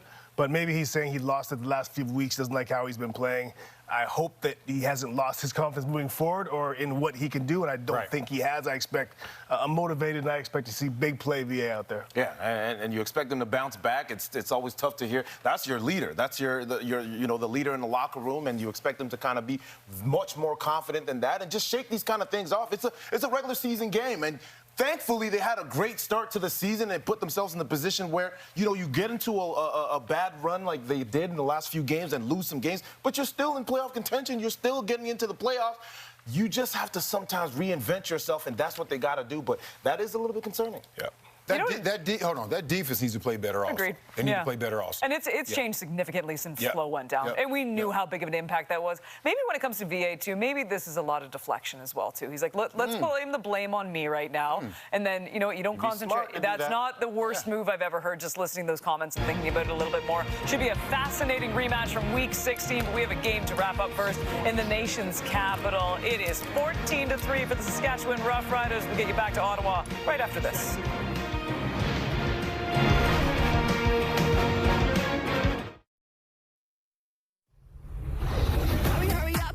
Get ready. Take too long and I might get ready. Need a little, you know what, to keep steady, cause the night's so young and the pole so heavy. Like, it's that kind of night. It's that kind of night. Drink that bottle right. Kissing on the girls, don't need the guys. We don't know the words, so we're all just singing.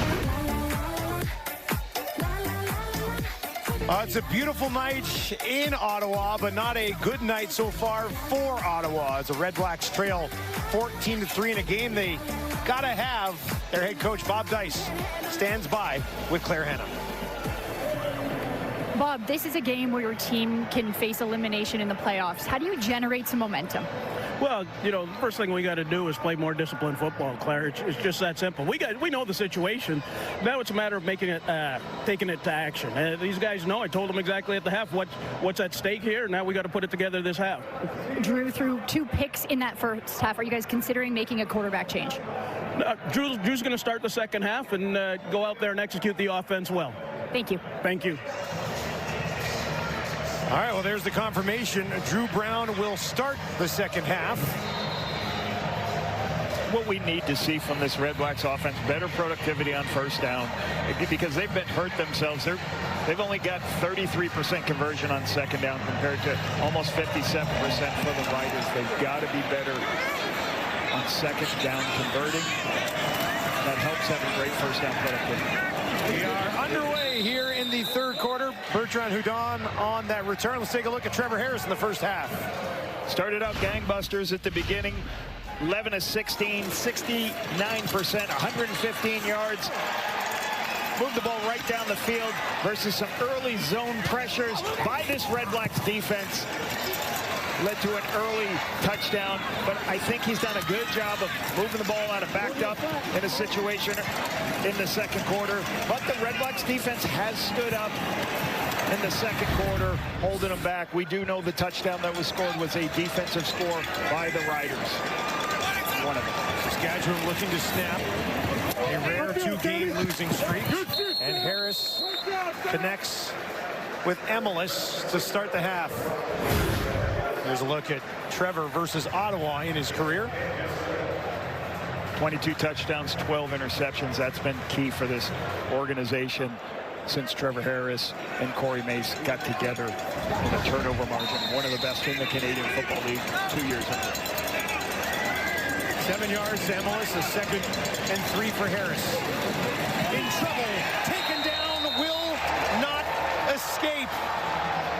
Ta'ala gets there, his 4th sack of the campaign. This is a coverage sack. Trevor has a throw to the short side of the field. He can't see it. And then all of a sudden, watch him. He's looking right. He can't find it.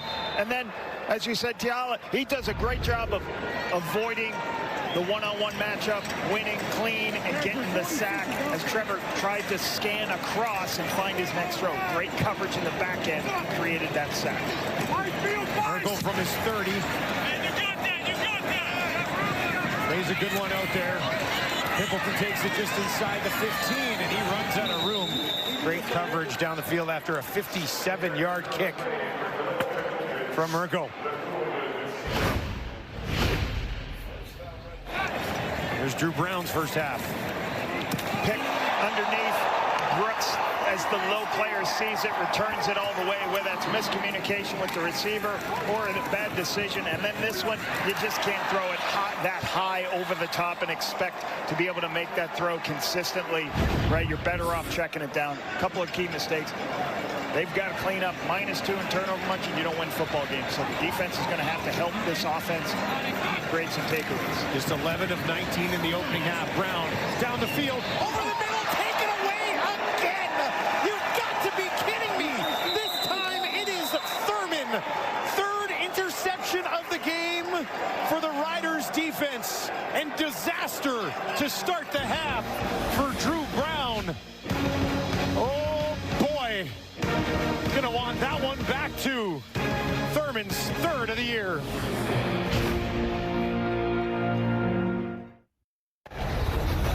Drew Brown with another interception. There's going to be a clear out, and then underneath it, you're going to try to go here, but you have to see the linebackers. Thurman is breaking and getting depth immediately, trying to get underneath. If you look right there, there's Thurman. There's nobody else. Now, I'd like somebody underneath Thurman to help hold Thurman, but you cannot throw this ball with that Thurman that deep.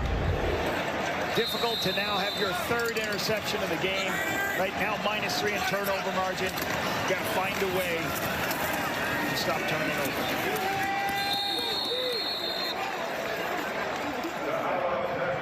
Let's take another look at the third interception of the ball game for Drew Brown. Thurman, thank you very much. Makes the play on it. Brown obviously extremely frustrated, and a conversation with his head coach on the sideline as well. Season high, 3 interceptions. There's Bob goes over to have a word with him. And Dustin Crum has warmed up. The helmet is on. And we'd expect to see him. Harris lays it down for Keyshawn, who tried to one-hand it. Could not haul it in. That'll bring him third down. I mean, this is the second time after a turnover this defense is forced to 2 and out. The defense is doing their job. This should be a 7-3 game if you're protecting the football. I expect Dustin Crum to go into this football game and now be able to use his legs. And most importantly, Dustin Crum's done a good job protecting the football when he had opportunities as a starter. Because this game is not over. There's plenty of time left in this game, but they cannot give away the ball like they have.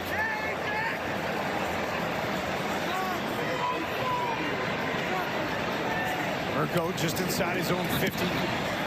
End over end kick. Pimpleton waits. Now he takes it just inside the 10. Wrapped up immediately after a 42-yard kick on the play. And there's a look at Dustin Crum trying to come in and essentially save the RedBlacks season. 71% completion. Done a very good job, as you can see. 385 rushing yards. 11 TDs of this season. He can use his legs. He's a strong lower-bodied quarterback, so when the pass rush gets to him, he can break tackles. The biggest thing they've got to do is establish the run, create some second and shorts, and protect the football. Started on the ground. Taken out to about the 15. Short pickup in the hands of Stanback. And Crum, you talk to the coaches, they really love everything about it. He's a student of the game. Coach Dice just talks about his ability in some of the games, some of their last couple of games, how he played very well. You remember the Calgary game early in the season as he played and was able to run the football and help them win that game early in the season versus Calgary. Pressure coming. Crum hangs in there, gets it away to Stanback. Stanback turns it up the field. It'll be stopped a couple yards short of a first down. Leone will have to kick it away. Dustin Crum's last 4 games, sorry, Lapo. Yep, go ahead. No interceptions in his last 4 games. Last 4 starts did not throw an INT, so it's looked after it. And again, sometimes that comes for, he's going to be a little bit different. When he doesn't see pictures, he's going to try to take off and scramble and get some runs.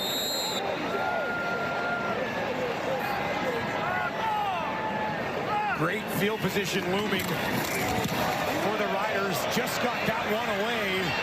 It'll bounce out of bounds on Ottawa's side of the field. A very late flag comes flying out there as well. Marcus Sales got a piece of this. It looks like coming on the outside.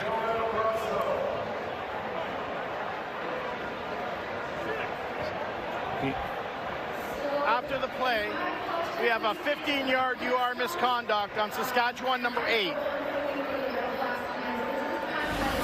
That is Marcus Sales picks up the flag. They got a piece of that one too. Plus, I'll be watching, buddy. You'll be watching it. You'll be watching it. No offense to the curling, tennis, and hockey fans. Here's Harris. Gets it away. And Schaefer Baker targeted a couple of times in the first half of this return game for him. And what a big weapon he could be for this team down the stretch. Yep. Empty out the backfield. Teams that are in zone, there's going to be horizontal space. Throw it to Schaefer Baker, locate the football, put yourself in second and short.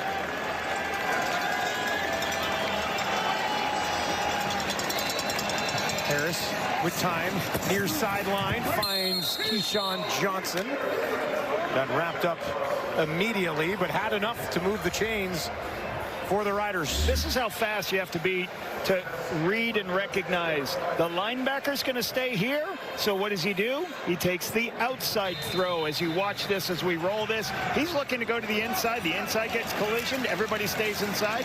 Can't cover the comeback on the outside. Now they'll get it to Emelis. Goes down awkwardly on the sideline, but bounces back up. Took one of our camera guys out, too.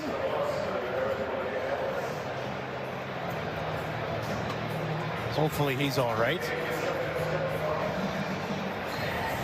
Back to his feet. BTL block. This is basically a screen pass. You have Emelis go across the field. You block downfield for him. Get the ball quickly. Shout out to Jason, who's okay on the sideline for us on the camera. Right back in his direction again. This time to Keyshawn Johnson. Good rhythm once again from this Rider offense. Okay, here's Jason on the sideline trying to get away. That's a shot. He stayed right in there, didn't he? He saw Emelis's glove come right into the screen. Good job, Jason. Well done. 3rd and inches. We've seen A.J. Ouellette handle these duties so far tonight. Jake Merrill just trot out of the way up top the screen. Riders don't need much to keep this drive alive here. Ouellette finds some space right up the middle, and he'll have a first down for Saskatchewan. This is the rhythm you saw from the early first quarter with Trevor Harris. A lot of easy throws on 1st and 10, throwing in front of the defensive backs, creating all these second and shorts. This is AJ's probably 4th carry on these quarterback sneaks, so you know they're getting very good positive yardage to be able to do all these quarterback sneaks / running back sneaks. Mix in A.J. Ouellette with Tommy Stevens, unable to go. Trevor Harris, 16 of 22 for just 149 yards so far in this one. Wastes no time here, gets it away again. This is a difficult part about playing against a lot of teams in the Canadian Football League. Some of the reasons why completions is highest in CFL history this season, because how quickly the ball comes out of Trevor Harris' hand. Teams do not hold the football anymore. So you want to get your pass rush here, you're not going to get home, especially on 1st down when he's just throwing the ball quickly, what you call the 3-step passes in the shotgun. Harris, one of the quickest in the league to get rid of that ball. Dumps it off this time. A little bit of space for A.J. Ouellette. A hurdle up and over. And a first down in style for the Riders running back. A flag on the field, back by Trevor Harris, though. Watch his eyes. Look at me. Looking to the right. Can't find anything. Flips his hips. Throws the check down. And again, when you throw all the way to the backside inside read on your swing route, there's going to be space. It's going to give you enough yards for a first down, especially if you can jump over guys like a hurdler, Dusty. Yeah. Pretty impressive. Kind of, you were a hurdler, right, back in the day? Yeah, right? I'm tall enough to just step over them slowly.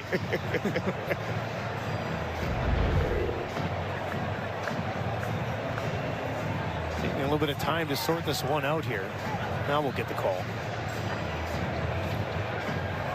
Major foul, unnecessary roughness. Saskatchewan number 62. 15-yard penalty will repeat second down. That is the left tackle, Hayden Collins, out of Eastern Kentucky. Takes a highlight reel play off the board from A.J. Ouellette.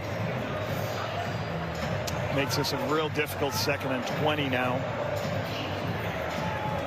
See the engagement. See if I got an angle for you. He's right there. Let's see what happens.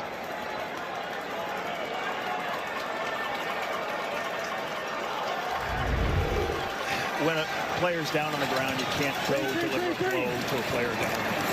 Back in the hands of Ouellette. This time he's upended just outside the 45. Does move it back within at least possibly attempting a field goal, but they're going to kick it away instead. Screen pass conservative on 2nd and 20. So you've got a lead. You want to make sure, nice conservative play, force the RedBlacks in a difficult, long field position game. Urko from just outside his own 50. There's a flag already on the play before that ball was even kicked. Now they'll get it into the hands of Pimpleton. 39-yard kick. This flag happened before the play even happened. Is this something from the sideline? Somebody said something on the sideline?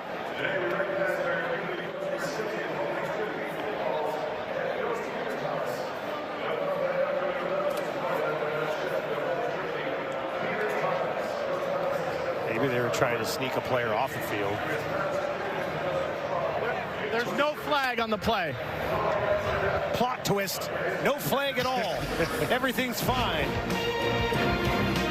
Gino Lewis, 4 catches, 47 yards already on the day for Gino.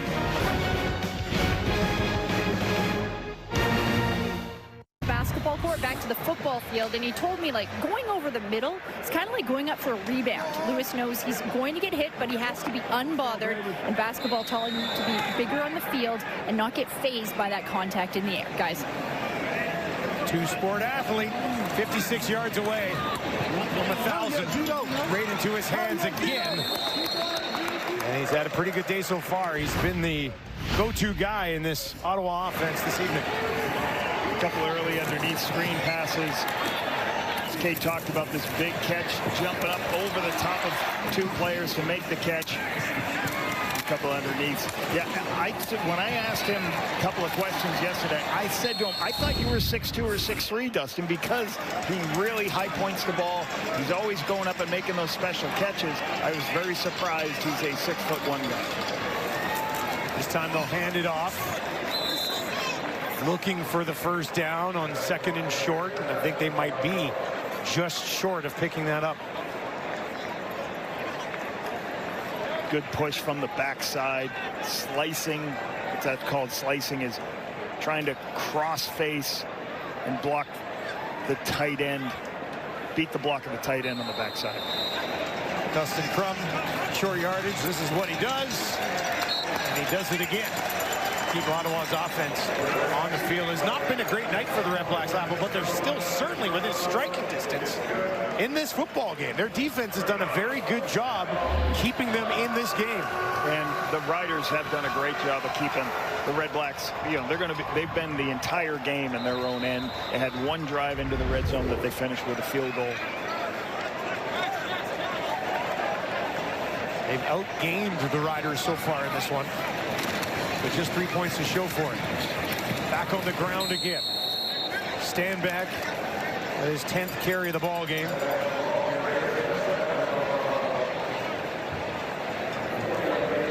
Got close to half of what they need for another first down. 4.5 to play, third quarter. Just very hard. Malik Carney, Micah Johnson, Caleb Sanders, those guys, it's very difficult to make sure you can get positive runs against this unit. When you talk to Micah, he says, this is what we do. We're going to stop the run, and we're going to get 4 guys rushing the quarterback. They only allow 80 yards per game on the ground. There, Crum finds Hardy out to midfield. And a sign of life for this RedBlacks offense. A little bit of blitz by Allen creates a little bit of seam for Hardy inside before the halfback can make the play. Great throw by Dustin Crum. C.J. Rivas delivers a blow, but Hardy makes the catch.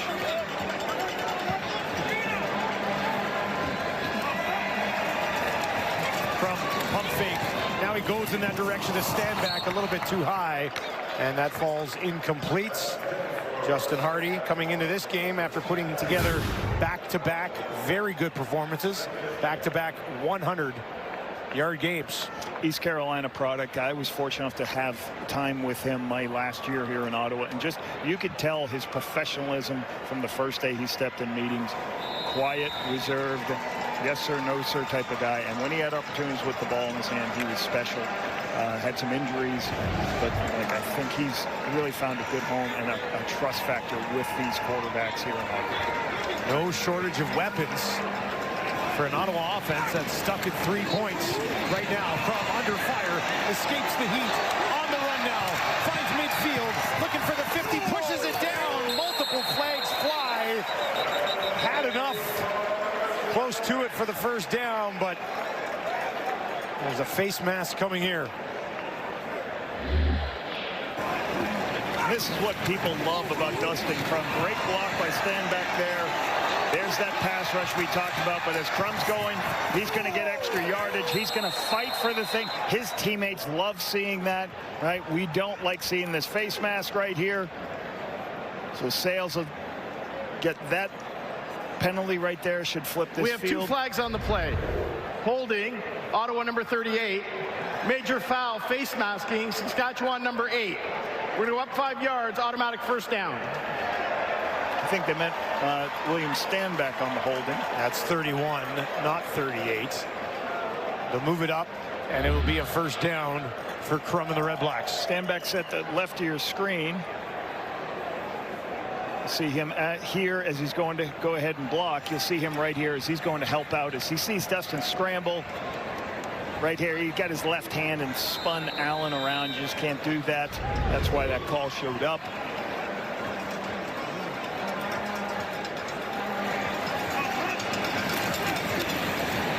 Crum wants to go down the field, has to settle far side to Addison, and Addison could not hang on. Getting Dustin Crum on the perimeter, get a block on the edge so he can sprint out and look downfield. Doesn't like any of the throws downfield. You can see him. Watch, he changes his eyes, gets the ball out to Braylon Addison. Just got to catch the ball clean first before he takes off and help out his quarterback. That is one that Addison usually hauls in. 74% catch rate on the year. Maybe none easier than that one. Addison almost 700 yards coming in at this one. He has it 700 yards now. He's only played 10 games. There's another good weapon that this Ottawa offense has. Well, could another Crumback be looming? Who knows? Let's send it down to Luke Wilson to find out. Dustin, I'll say this right now. If you're the Roughriders, as great as your defense has played, your offense has been extremely uninspiring. After the first drive, they've basically done nothing, and I get nervous because this is a team that you want to come in here and dominate. You want to come in here and say, hey, we're back. You know, after the last couple weeks, you give up a sack here. We missed a throw here. This is coming out of the half. We got the 15-yard penalty, which I thought was a little chintzy on this next drive. It's been tough sledding, and where my head goes, this should be a get-right game. They have too many great players on offense to be having this sort of offensive output. They have had one scoring drive.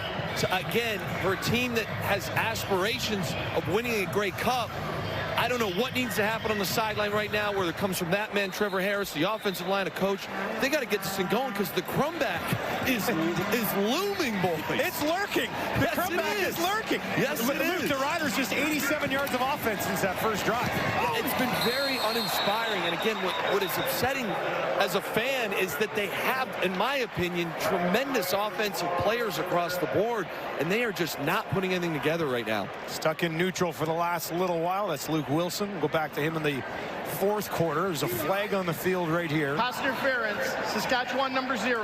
10-yard penalty, automatic, first down. Roland Milligan, the guilty individual. And that's the thing, like Luke, as Luke talked about, you're going to keep giving this offense more opportunities. Here's a penalty right here. Okay, as the ball's coming in, you're driving to make the play. You can't make contact before. Just put the RedBlacks in field goal range. Nothing to argue on that one. Crum will tuck it into the belly of Stanback. Doesn't really go anywhere. They'll give him a yard on the play. Micah Johnson doing it year after year. We talked with him this week. Like, he's not a kicker, right? Been doing this how many years in the Canadian Football League? He gets banged up all the time. We talked to him like, how do you get going in the offseason? I don't take an offseason. I'm too old now these days. I got to be ready to go week to week. But he plays the game at one speed, and he can penetrate the line of scrimmage and create havoc like on that last run. Dustin Crum looking to find 9 yards here somehow. Riders will send 5. Crum gets it away too high and over the head of Pimpleton. And there's an injured Rider down on the field. No contact there. I think that is Marcus Sales, who was a game time decision and has missed some time recently. He landed and immediately went down. Looking at the deep shot, the pressure is getting home. You see Malik Carney going in on Godbear. They move him inside to create a mismatch, and he twists. Great twist inside to get Godbear off schedule. Ball's thrown high. Let's see, hopefully Sales is okay. Sales just hopped off the field on one leg and will be looked at on the sideline. Lewis Ward, 48-yard attempt. That one is up, and he misses it. It'll be brought out by Bain. They'll contain him at the 15, and an off season for Lewis Ward continues. Sub 80% on the season. And boy, Ottawa needed that one, didn't they? And really good. You know, I know it's a miss, but that field goal team covering down, making sure Sean Bain doesn't get, this is one of the most explosive plays in the Canadian Football League, is missed field goal returns. Jacob Ruby, you can see right down there, is one of them. Helps, you know, you got to get down there, make the cover. Yes, difficult season continues for Lewis Ward. 2 missed field goals last week, or 2 weeks ago. Another miss there. Coming into this game, Ward was 11 of 17 beyond 40 yards. Missed another one from outside 40. Harris to A.J. Ouellette. Heavy blow along the way, but a good chunk on first down. Santos Knox out there in space, forcing the throw to be a check down to A.J. Does make the tackle, but still, once again, the Riders are converting because they keep putting themselves in second and short. That's what they've got here, 2nd and 2. Harris looks to his right, throws in that direction, laying out for it on the near sideline. Schaefer Baker, welcome back. What a catch. On the sideline, just outside the hands. I believe Robert Priester trying to get that, or Fry. That's Fry right there. Amazing catch. Throw on the sideline. Only one spot to make this play. Once you see the corner run down, you throw this route here. And the concentration to control the ball and keep it away from the ground. His head coach loves it. Fired up. It's funny because we remember in that first quarter, Schaefer Baker dropped one that he probably should have had, running towards the sideline as well. And this time, he pulls in a spectacular catch. This is what he did last year. Big target. Can do a lot of different things. You always want those big guys wrapping over the linebackers. You can see this throw. He's already made one of these catches tonight.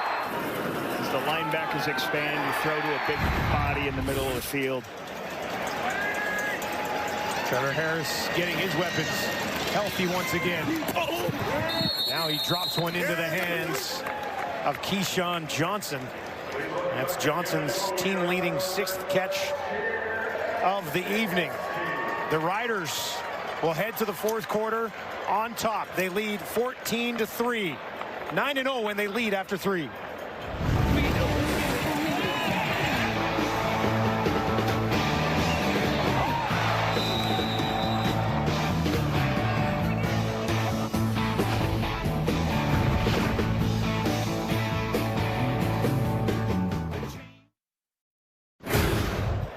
Welcome back to Ottawa. The RedBlacks, they only have 3 points, but they're only down 11. That is not insurmountable here in the 4th quarter, is it? You got to feel good about your defense holding, 184 passing yards, only 31 yards rushing.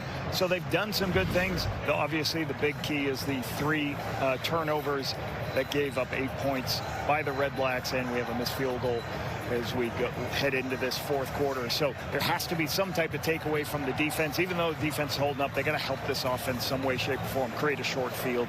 Give Dustin Crum the opportunity to make some more plays with the football. They have turned the ball over 4 times in a game, 4 times this season Ottawa has, and they are 0-4 into those games. Just 3 turnovers so far in this one, but unable to generate anything offensively, and then missing that field goal attempt from Lewis Ward, who's having a very subpar season. And this is a conversation you'd be having with your coaches right now, saying, listen, minus 3 turnover runs, you don't win. You got to get more takeaways, start pressuring more, do something to even this, to make it -2 to -1. Harris gets this one away quickly to Myers, finds a little bit of space right up the middle. Now the race is on, and look at this burst. Myers will take it to the 20, all the way down to the end zone. Touchdown, Riders! A quick strike for 66.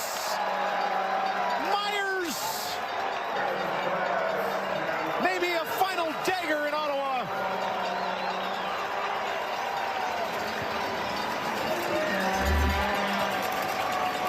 Myers leads this team with 30-plus plays. This is just a slant, and then when you break tackles and everybody else is blitzed, there's a lot of space to run. Breaks it back outside. Great location. Great run after the catch and breaking the tackle for Myers.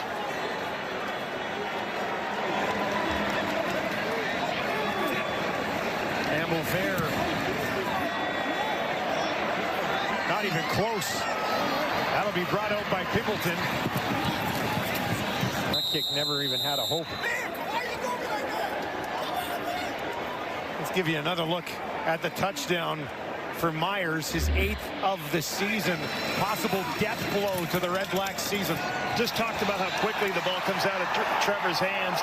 Ambers is in a position.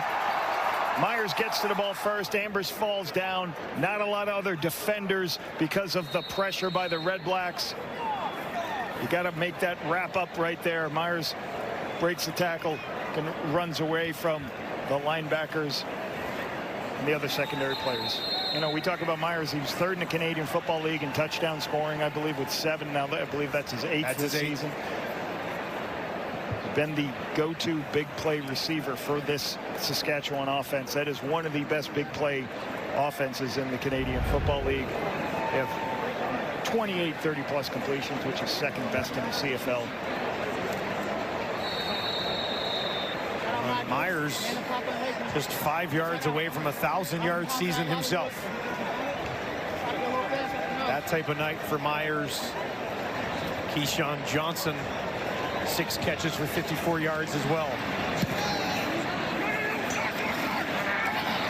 Pimpleton takes it just outside the 20. A little bit of room. He's going to be forced out of bounds at midfield.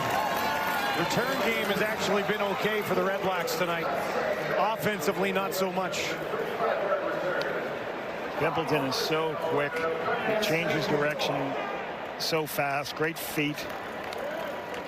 Such a bright spot, you know, and certainly still on the field as a receiver. And, you know, you get Devontae Dedmon, who has not got back on the roster, came off the roster this week because of the play of Pimpleton. Been a really bright spot for this team. Well, no more messing around for Ottawa here. Down 17. They got to find a way into that end zone. Might be easier said than done against the Saskatchewan defense. Crum fakes the toss.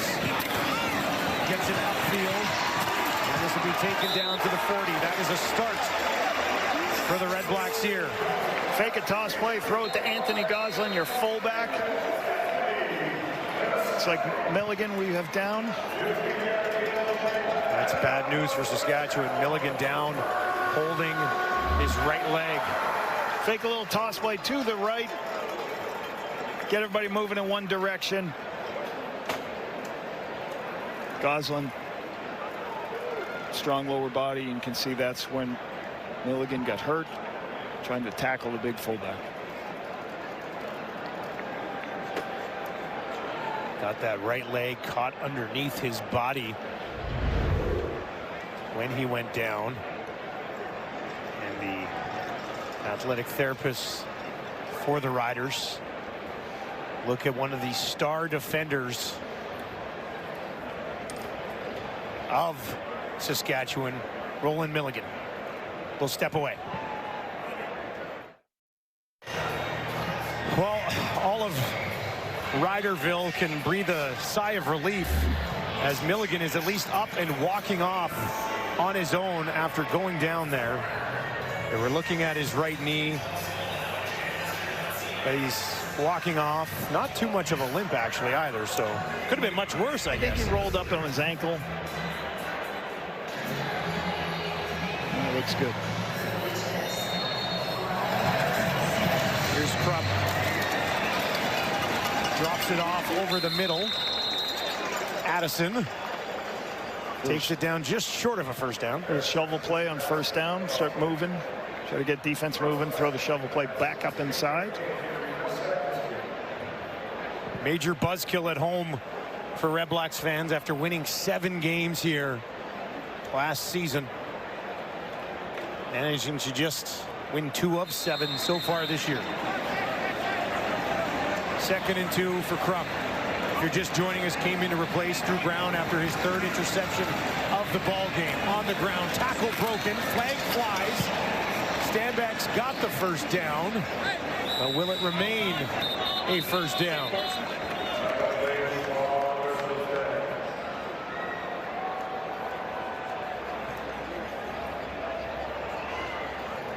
Might be a holding call here. Could it be Peter Godber or holding? Ottawa number 64. Dino Boyd. 10-yard penalty. Will repeat 2nd down. So here is short yardage situation. Okay. Let's see right here. We'll see. Yeah, you can't tackle that high as Dino does. Grabs up that point. Forces a 2nd and 12. Yeah, wipes the first down off the board. These are the things hurting this offense. The penalties like this, backing them up, putting them in a not a very good down and distance against this defense. It's going to rush with 4 guys to lead the CFL in sacks. Crum finds something here, gets it away to Pimpleton. And basically in 3-down territory here anyway. I think so. Yeah, right. You got to go. You got 17 points. You got to go here, especially in a 3rd and a. They've done a good job right here. You know you got 2 plays to get it, so you're 3rd and 3. Good management of the position. Pimpleton. 44 yards on the day. 3rd and 3 for Krupp. Addison Pimpleton in the slot to the left. Looks on the near side for Hardy. Hardy's got it, hangs on to it, and that'll be a first down to the Rider 25.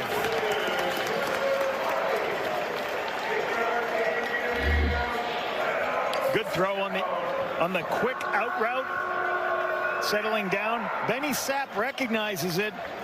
Dustin throws it back. Hardy knows the hit's coming from Sapp.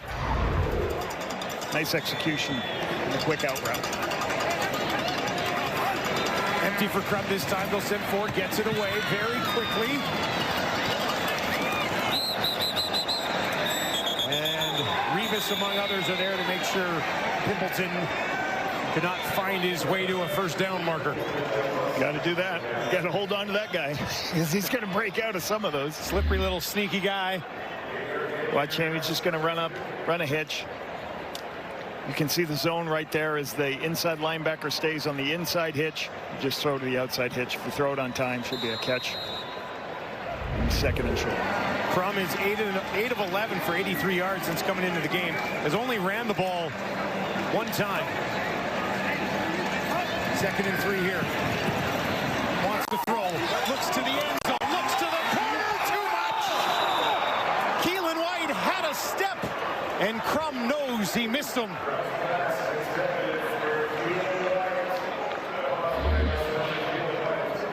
They're going to run a slant and go. The corner's going to come up. It's second and short. You're going to have great protection. And he just puts too much on it. Starts to break in. Once the corner jumps it, Keelan White does a great job getting behind the defense. Just got to make those throws. You got to put yourself in a position to give your guy an opportunity. Just a little too far for White.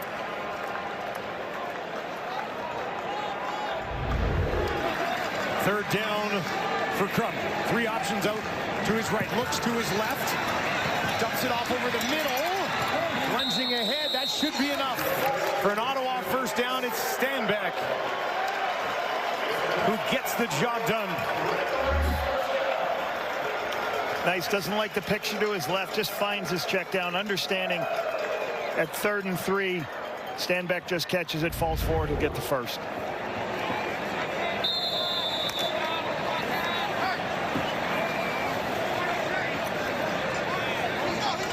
Ottawa works from the Riders 14. Found their way in to the red zone. Can they find the end zone? Now they'll dump it out. Addison cuts it inside. Gets blown up as he got back to the line of scrimmage. Johnson had gotten over there to deliver some punishment. You can see the speed at which this Rider defense, as Dustin flips his hips and goes all the way back to his swing route, you can see him looking to the right, and then he flips his hip all the way back. But here comes the cavalry chasing, bringing it back. We just talked about Micah Johnson playing how many years on the inside. He's running to get the check down on the swing route. 10th play of the drive for Ottawa. Stanback slides over in the slot to the left of Crum. Crum takes off up the middle, down to the 10, and he's stuffed. Right there. A.J. Allen making the tackle. Good yardage on second down. You got 3rd and 4 now. Coach Dice saying go ahead and go for it. You're in great position to go.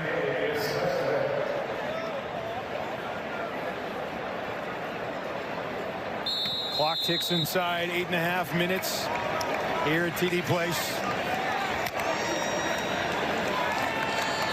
Trying to find another first down on 3rd down is Dustin Crum. He'll move Keelan White around. 4 options out to his right. Stanback goes to his left. Throws to the middle. They got it. Touchdown Ottawa. Justin Hardy gives them hope. Not done just yet. His 8th of the season.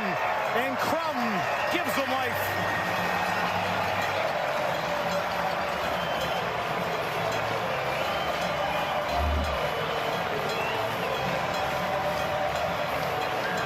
Pressure from the linebackers. Leave avoided zone. Tailback goes out into the flat. Everybody expands with the tailback. Find Justin Hardy sitting in the zone underneath. Nice decision by Dustin Crum. Nice long drive. Great execution on 2 third downs. And we've got a 10-point game on Friday Night Football. It was an 11-play, 56-yard drive that took just over 6 minutes. Hardy from Crum.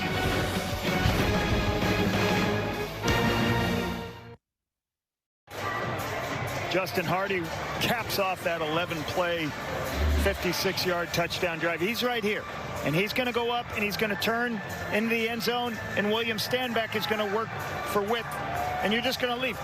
Once the corner works for a little bit of width, and Allen blitzed, there's nobody there. It's an inside-out read. Coach Dice loves the call. Now looking at the most important thing, 7:51 left in this game. We're going to have to go tempo the rest of the way, but only 10 points down. Plenty of time. Kane takes this on his 20. All the way back to the 40. Comes down on the play there. Well, the RedBlacks still a long way to go. Finally, something to cheer about for Hardy.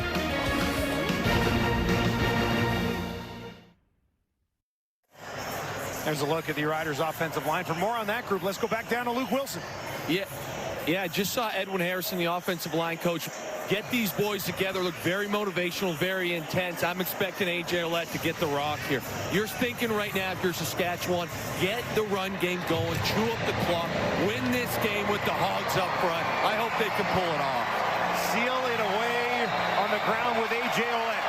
12 carries in this game for just 31 yards. Let's see if they can get it to him here. They will toss it to A.J. Ouellette. Get him outside a little bit, and he turns it upfield. There we go, Luke. That'll get it started, won't it? Exactly. This will just open everything up here, Dustin. If I'm Saskatchewan right now, you got to keep this going. Whether it's not, maybe not this next play, but on first down, get 5, get 6. This guy, A.J. Ouellette, he's a bruiser. He wears people down. Ride this guy all the way down the field. Yeah, crack toss right there, Luke. Get him out on the perimeter, let him get his shoulders square, and then just make people miss on the width of the field instead of sometimes running inside. Nice job on the crack toss. Get 9 yards. Nice. 2nd and 1. And the Riders will look to push ahead here. There's the clock issues, I believe. Saskatchewan did call a timeout here. With just under 7 minutes on the clock. 2nd and 1, trying to get out of this little mini slide. And dropped a couple. First time this year they lost 2 in a row. Losses to Montreal and Edmonton. There's Edwin Harrison right there, offensive line coach. And what's great, this is a 9-yard game, so you can run this whole clock down. Try to take it again. What's happening right now is Saskatchewan's going to be trying to take as much time off this clock as possible. They can let this ball go all the way down to 2 seconds, snap it and go. Right, you don't want to get the first down. It sounds weird, Dusty, but you want all these 9-yard conversions so you can take more time off the clock. And that's what's happening right here. You see them 9, 8, 7, 6. They're going to run it down as much as they can.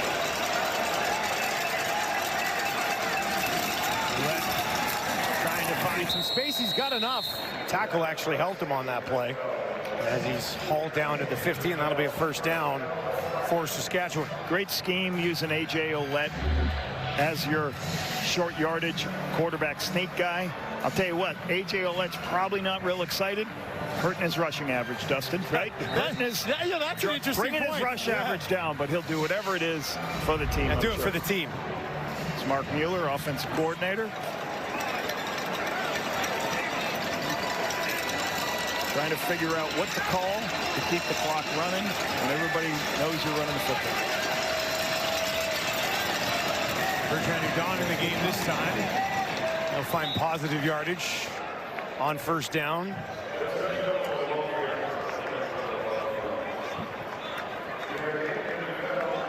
Again, at this point, rushing yards, Saskatchewan's only got 33. This RedBlacks defense has shown up once again, second best in the Canadian Football League at stopping the run.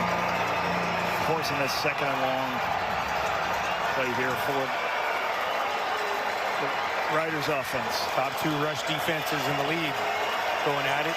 No running back in this game has found 40 yards yet. 2nd and 8 for Harris. Under pressure, trying to escape, throws it ahead with his left hand, I think. And they'll be stopped just short of a first down. great throw off schedule, is about to get sacked. There's a little bit of pressure coming in as he doesn't see his primary. Bryce Carter's about to get him down. Finds the throw underneath to Hudon, Thomas Hudon, to create the short yardage wedge opportunity. Quarterback sneak. Great play by Trevor Harris, understanding where his check down is as he's about to take a sack. 3rd and a yard. A.J. Ouellette called into duty again. Keep this clock-killing drive alive. Lunges ahead. That's close. He needed the 50. I think he's going to get this spot. The ball came just down right on the 50, didn't it?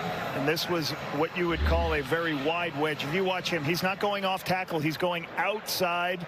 But then he understands that I don't have a lot of room here. He jumps and gets his shoulders and gets across that yard line. This is a great play by A.J. here. Understanding I'm still behind.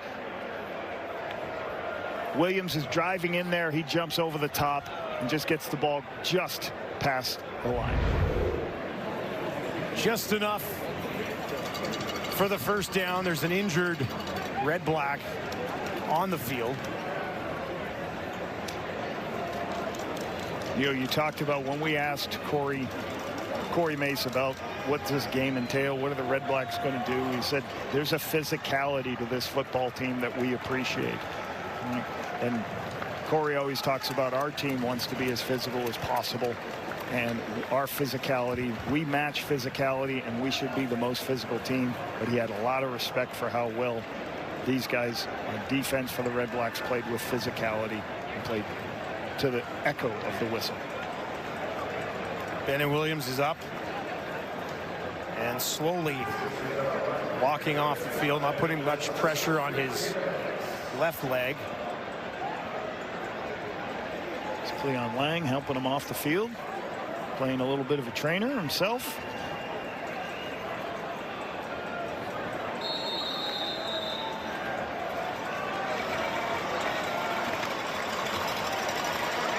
Ball awaits the Riders on the Ottawa 50. Harris is 24 of 30 tonight. Not passing here, hands it off to A.J. Ouellette, one of his better runs of the ball game. Santos Knox tracks him down. There's a flag on the play. Was that a little horse collar? That's a really good. It's a really good stop by Santos Knox, but we'll see if how this plays out. Seemed like that's when the flag flew. Another injured Red Black down on the field here as well. So, there is no flag on the play. This time they'll pick it up, yeah. So every first down, you're going to get a run. You're going to get extra tight ends at the line of scrimmage because you're going to try to take as much time off the clock as possible. It was a great tackle by Santos Knox preventing the first down. Going there. Now, almost got the hair. The hair's legal, though, Dusty, right? Got the jersey, hauled him in. Ottawa's also called a timeout.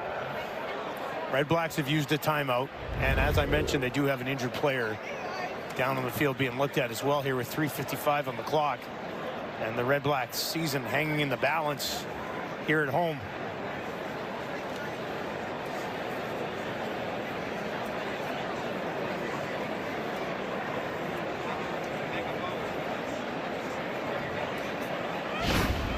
Now we are just getting started on week 18 in the Canadian Football League.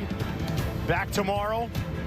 Ticats, Argos, and then a huge game between the Stampeders and Lions tomorrow night.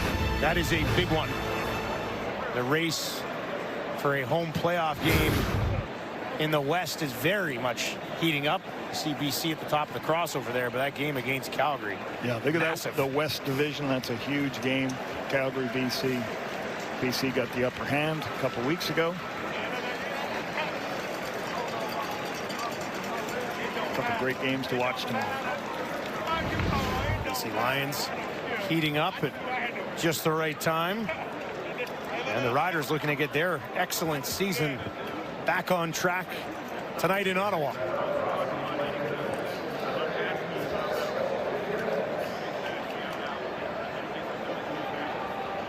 Pimbleton helping his teammate off. Charlie Ringland coming off the field. University of Saskatchewan product.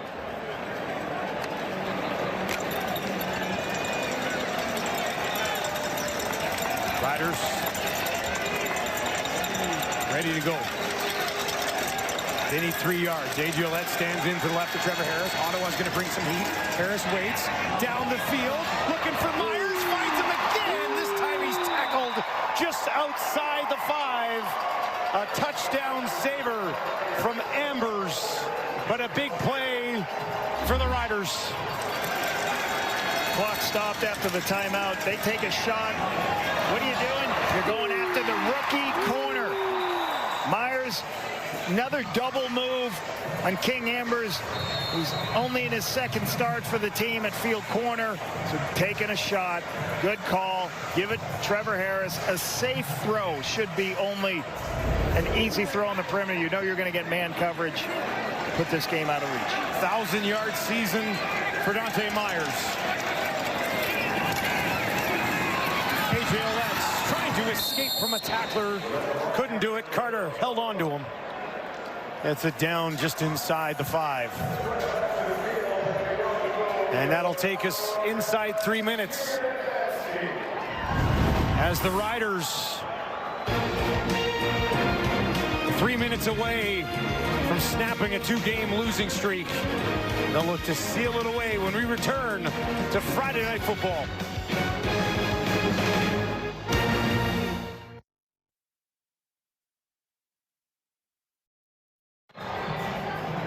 Corey Mason, his Riders looking to wrap up and seal away their 6th road victory of the season. 133 yards for that guy. Dante Myers, outstanding evening for him. 5 catches on 5 targets for 133 yards and a touchdown. His 2nd best game of the year. Hit 136 earlier in the campaign. It'll be empty here for Harris. 2nd and goal from the Ottawa 5 now. A.J. Ouellette slides back in. They give Harris a look at things. Looks to the corner. Hit as he throws. Taken away. Oh my goodness, look at this. Stripped and taken back by Ottawa. All the way to the 40. A.J. Ouellette trying to track him down. Trying to knock it out, but he can't. It's Carter all the way down inside the 15. What a turn of events here at TD Place in Ottawa.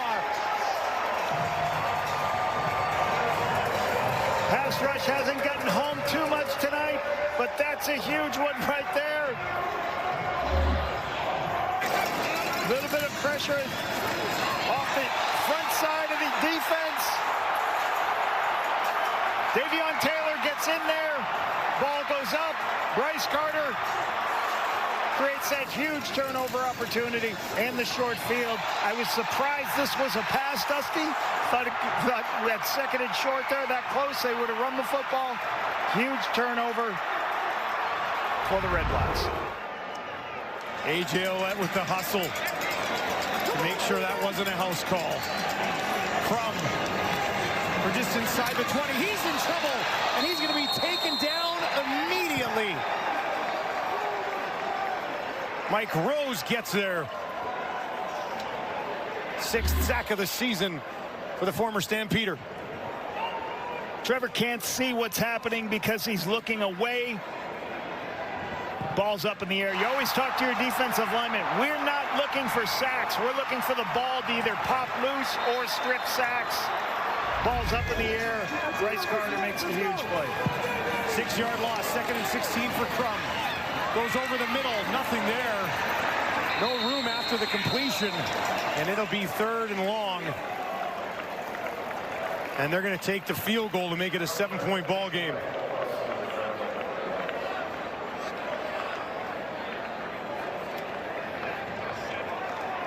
Lewis Ward has already missed tonight. This one, though, just from 26. That one is up. It is through. Ottawa has some life. Let's get to Wilson's Game ball tonight. What do you got, Luke? It's no surprise here. I'm going with the defensive backs of the Saskatchewan Roughriders. I mean, these guys just made plays all night. It were the key moments of these games. They got a little help from Drew Brown, I will say that. But all in all, when you're covering guys and you're doing your job, that's when these turnovers happen. The pick six was obviously the play of the game. But I think my favorite thing, I believe they call it the Lapo Limbo right here, inspired by Paul LaPolice. And I'll say the defense right there coming up after that play, making a big stop with that sack, is probably my runner-up for the game ball. So I gave it to the DBs, but the defense also honorable mention as a whole unit. Is that one of your moves, Lapo? That was, yeah, we did that in Panama after the bronze medal game on the flag football. We did a little limbo on the beach. I thought you were at practice coaching them up. I figured you were in there, hey, when you guys get a pick, this is the play. That's how we do it. Do this. Good stuff.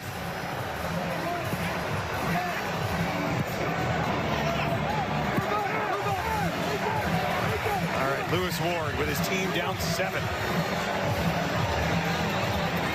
He'll kick it deep. Bain waits, takes it just inside the 20. Back to the 40. Taken down. All right, so now the Riders will look to seal it away. They lead by 7. Trying to put together a drive here. Ottawa hanging around. Ottawa obviously needs a stop here. Negative yardage play, short yardage play. Hard time believing this is not going to be a run play. Yeah, A.J. will let Scott get this ball, doesn't he? Yeah. No, they're going to throw it. Keyshawn Johnson's got it. It's a first down, Riders. We were way off, Lapo. Well, huge. I mean, huge, because if that's incomplete, you stop the clock. But Trevor, with a beautiful throw, you can see how much Mark Mueller trusts his quarterback in these situations to locate this football. Hey, clock still runs. See Mark Mueller right there. That's a huge play by both quarterback and receiver to keep this clock running. Harris, 26 of 32, 316 yards and a touchdown. Throwing again, out into the flat. Schaefer Baker trying to get back to the line of scrimmage. That's about as far as he will get before he is taken down with 90 seconds on the clock. Good chase on the bubble screen to the wide side of the field by the RedBlacks D. Run down, create a 0 yardage gain.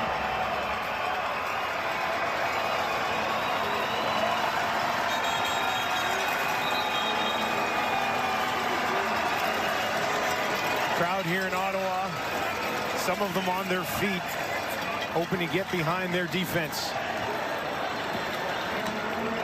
Davion Taylor down on the field. Made the play that knocked that ball out for Carter. That got them back within 1 possession.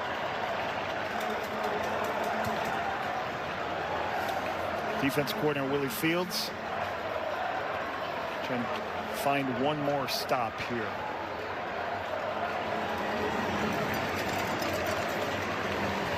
Darius Pickett. Kind of a quiet night. We haven't brought up Pickett very often. Santos Knox has been involved for sure. 5 tackles for Knox tonight. Pickett's got 4. And now can the RedBlacks get the ball back to give their offense a chance? Trevor's done a good job versus pressure all game. So what do? Do you play zone? Or do you pressure him and make the ball come out of his hands quickly? They're going to show a little bit of pressure here. Will they send it? No, they only send 4. Harris looks to his left. Now over the middle. Down the field. Wide open. Inside the 30. He goes back to Myers. Season high in receiving yards for Myers. And that one's got to hurt the RedBlacks. Top of the screen. The corner's in what's called a trap position, where he's falling in expecting that quick throw underneath. He's got to have somebody over the top. Somebody usually in that coverage has got to be over the top of that play when they trap that corner for the underneath throw. Nobody over the top. Trevor sees it. Great location. And again, they've thrown the ball in this drive a bunch and made them pay. How about 158 for Myers? This time they're running it right up the middle down to the Ottawa 25 with 44 seconds on the clock. A.J. Ouellette.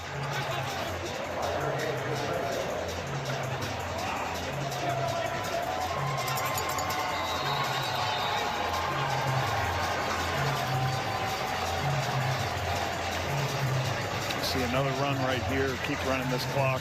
Make sure the clock doesn't stop.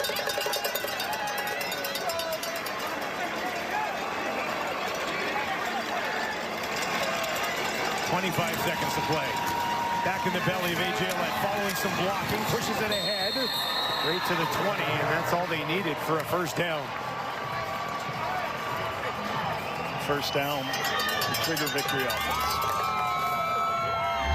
Looking at this spot. I'm going to say it's just shy. Just shy. Thought he got there.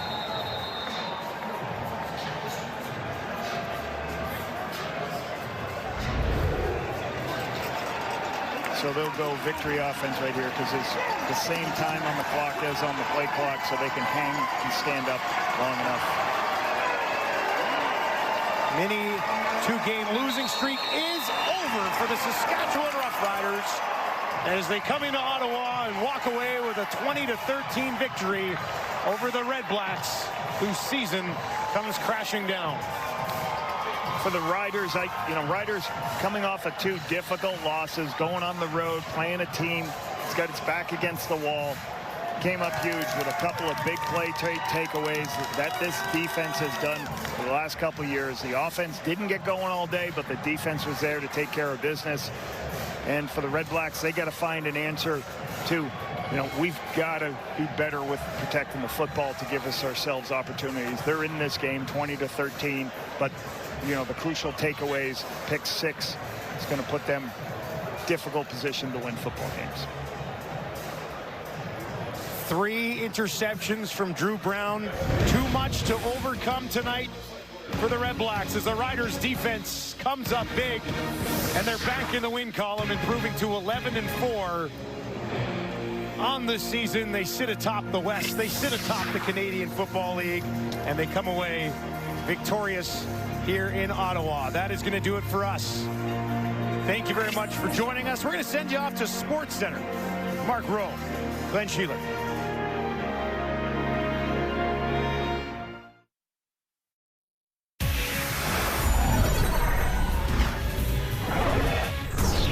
Hello, everyone. Welcome inside Sports Center. Alongside Mark Rowe, I'm Glenn Sheeler. We've got a jam-packed show here on a Friday night. We're going to set you up for the Blue Jays and Yankees ALDS, which starts in just under 18 hours from right now, and the Jays officially naming Kevin Gossman the starter for game number 1. Yeah, plus big news when it comes to Lamar Jackson. He is out for Sunday's game. We'll get you set for Week 5 in the NFL. And we got to get to the WNBA Finals. Game 1 happening tonight. That one went down to the wire, Mark. But we're going to start here with the CFL in Week 18. Just 3 games remaining here now for the Riders and the RedBlacks. The best team in the CFL, the Riders with that 10-4 record, just improving again and really sticking the dagger into Ottawa's playoff hopes tonight. Yeah, 2 teams at opposite ends of the spectrum right here, and this was one where Ottawa was hanging on by a thread when it comes to their playoff lives. The RedBlacks needed a win to keep their playoff hopes alive.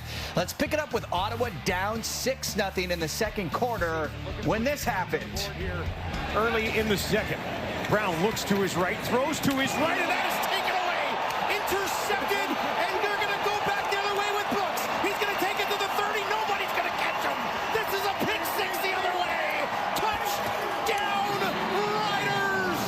And it's Antoine Brooks who picks off Drew Brown and returns it 85 yards for the touchdown. The Riders up 14-0 on the ensuing Ottawa drive. Brown looks over the middle. And he's picked off again. This time it's A.J. Allen who gets it. Brown picked off twice in the second quarter. The Riders haven't won in Ottawa since 2017. They're up 14-3 at the break. The RedBlacks getting the ball to start the third quarter. Just 11 of 19 in the opening half. Brown down the field, over the middle, taken away again. You've got to be kidding me. It was ugly. We kid you not, because it's Brown's 3rd pick of the game. That was his last throw. He was pulled. Dustin Crum took over under center. Meantime, the Rider offense pretty quiet in the first 3 quarters, but in the 4th, Trevor Harris to Dante Myers. and he does the rest. Pulls away from the defense, 66-yard catch and run for the touchdown. The Riders stretching the lead to 17. The RedBlacks still fighting. 8 minutes to play. Ottawa facing 3rd and 5. Crum finds Justin Hardy, and he gets in the end zone, a 9-yard score that cuts the lead to 10. The RedBlacks needing to stop on defense now. Under 3 minutes to go. Harris gets hit. The ball pops right to Bryce Carter, and he looks to return all the way. He's going, and he's just caught at the end by A.J. Ouellette. Great hustle to save a touchdown. That was big because Ottawa kicked a field goal, and it ends up being a 20-13 final. Saskatchewan wins. Ouellette has now scored a touchdown in 5 straight games. His 9 total touchdowns this season are the most by a Rider since 2019. The RedBlacks fall to 2-6 at home this season, the worst mark in the league after having the best home record in the league last season. With more on tonight's game, let's throw it over to Kate Burness and the panel. Alongside Enoch Mwamba, Davis Sanchez, Milt Stiegel, and it is officially curtains for the Ottawa RedBlacks this season, not making it to the postseason. And I think the hard part is, too, after what they did last season, they had those 7 wins at home. The fan base, they came together a little bit more. There was excitement around the team. They made it to the postseason, and then to fall back and take a huge step back this season, something has to be done. Milt, if you're evaluating this organization right now, are you looking at players, personnel? Where are you going first? All of that. All the above. You have to. And you look at it from an ownership's perspective. You're trying to sell season tickets. That's how you make money, by selling season tickets. And if you're going to stand pat, it's difficult. What needs to be done? I won't say what needs to be done, but they already started making moves. You see they traded Malden. I'm sure there'll be some other players who they won't ask back, and then they'll look at the head coach and the GM, and I think those two may be connected maybe. So there has to be changes because you want to let your fans know that you're trying to do something different than what you did the year before. So those changes, I don't know, but those This is a business, and I think we all understand that. And that's why, I mean, guys want to win games because you want championships, but also your livelihood. That's what it is, and that goes from the top all the way down. So when we look at this team, and look, there's reasons for, a success or lack of success in organization across sports, and injuries do play a part in that. And have the RedBlacks had good fortune in injuries over the last few years? They have not. And at key positions, mainly quarterback. But that's the business, and that's the business we're in. And unfortunately, I agree. I think there's going to be changes there. No question. As management, you look at this team and you look at the lack of success they've had over the last few years. And you talk about management, and they bring in a guy like Drew Brown, and the way that he started when he first got to Ottawa, everybody had a lot of hopes, high hopes and everything. But you look at the last few games, especially this one, I will have to say that this might have been the worst game that he's played as an Ottawa RedBlacks. And you talk about the way that he was looking out there and the interceptions that he threw. They weren't just bad interceptions or great plays by the defense. They were just bad decisions. So you question as well, how comfortable was he in that offensive scheme and that offensive system? So the offensive coordinator and the head coach, everyone's in question right now after a performance like that when your back is against the wall. The question is, can you sell hope? And that's what you're trying to sell. You mentioned it. Last year there was hope. They were building something.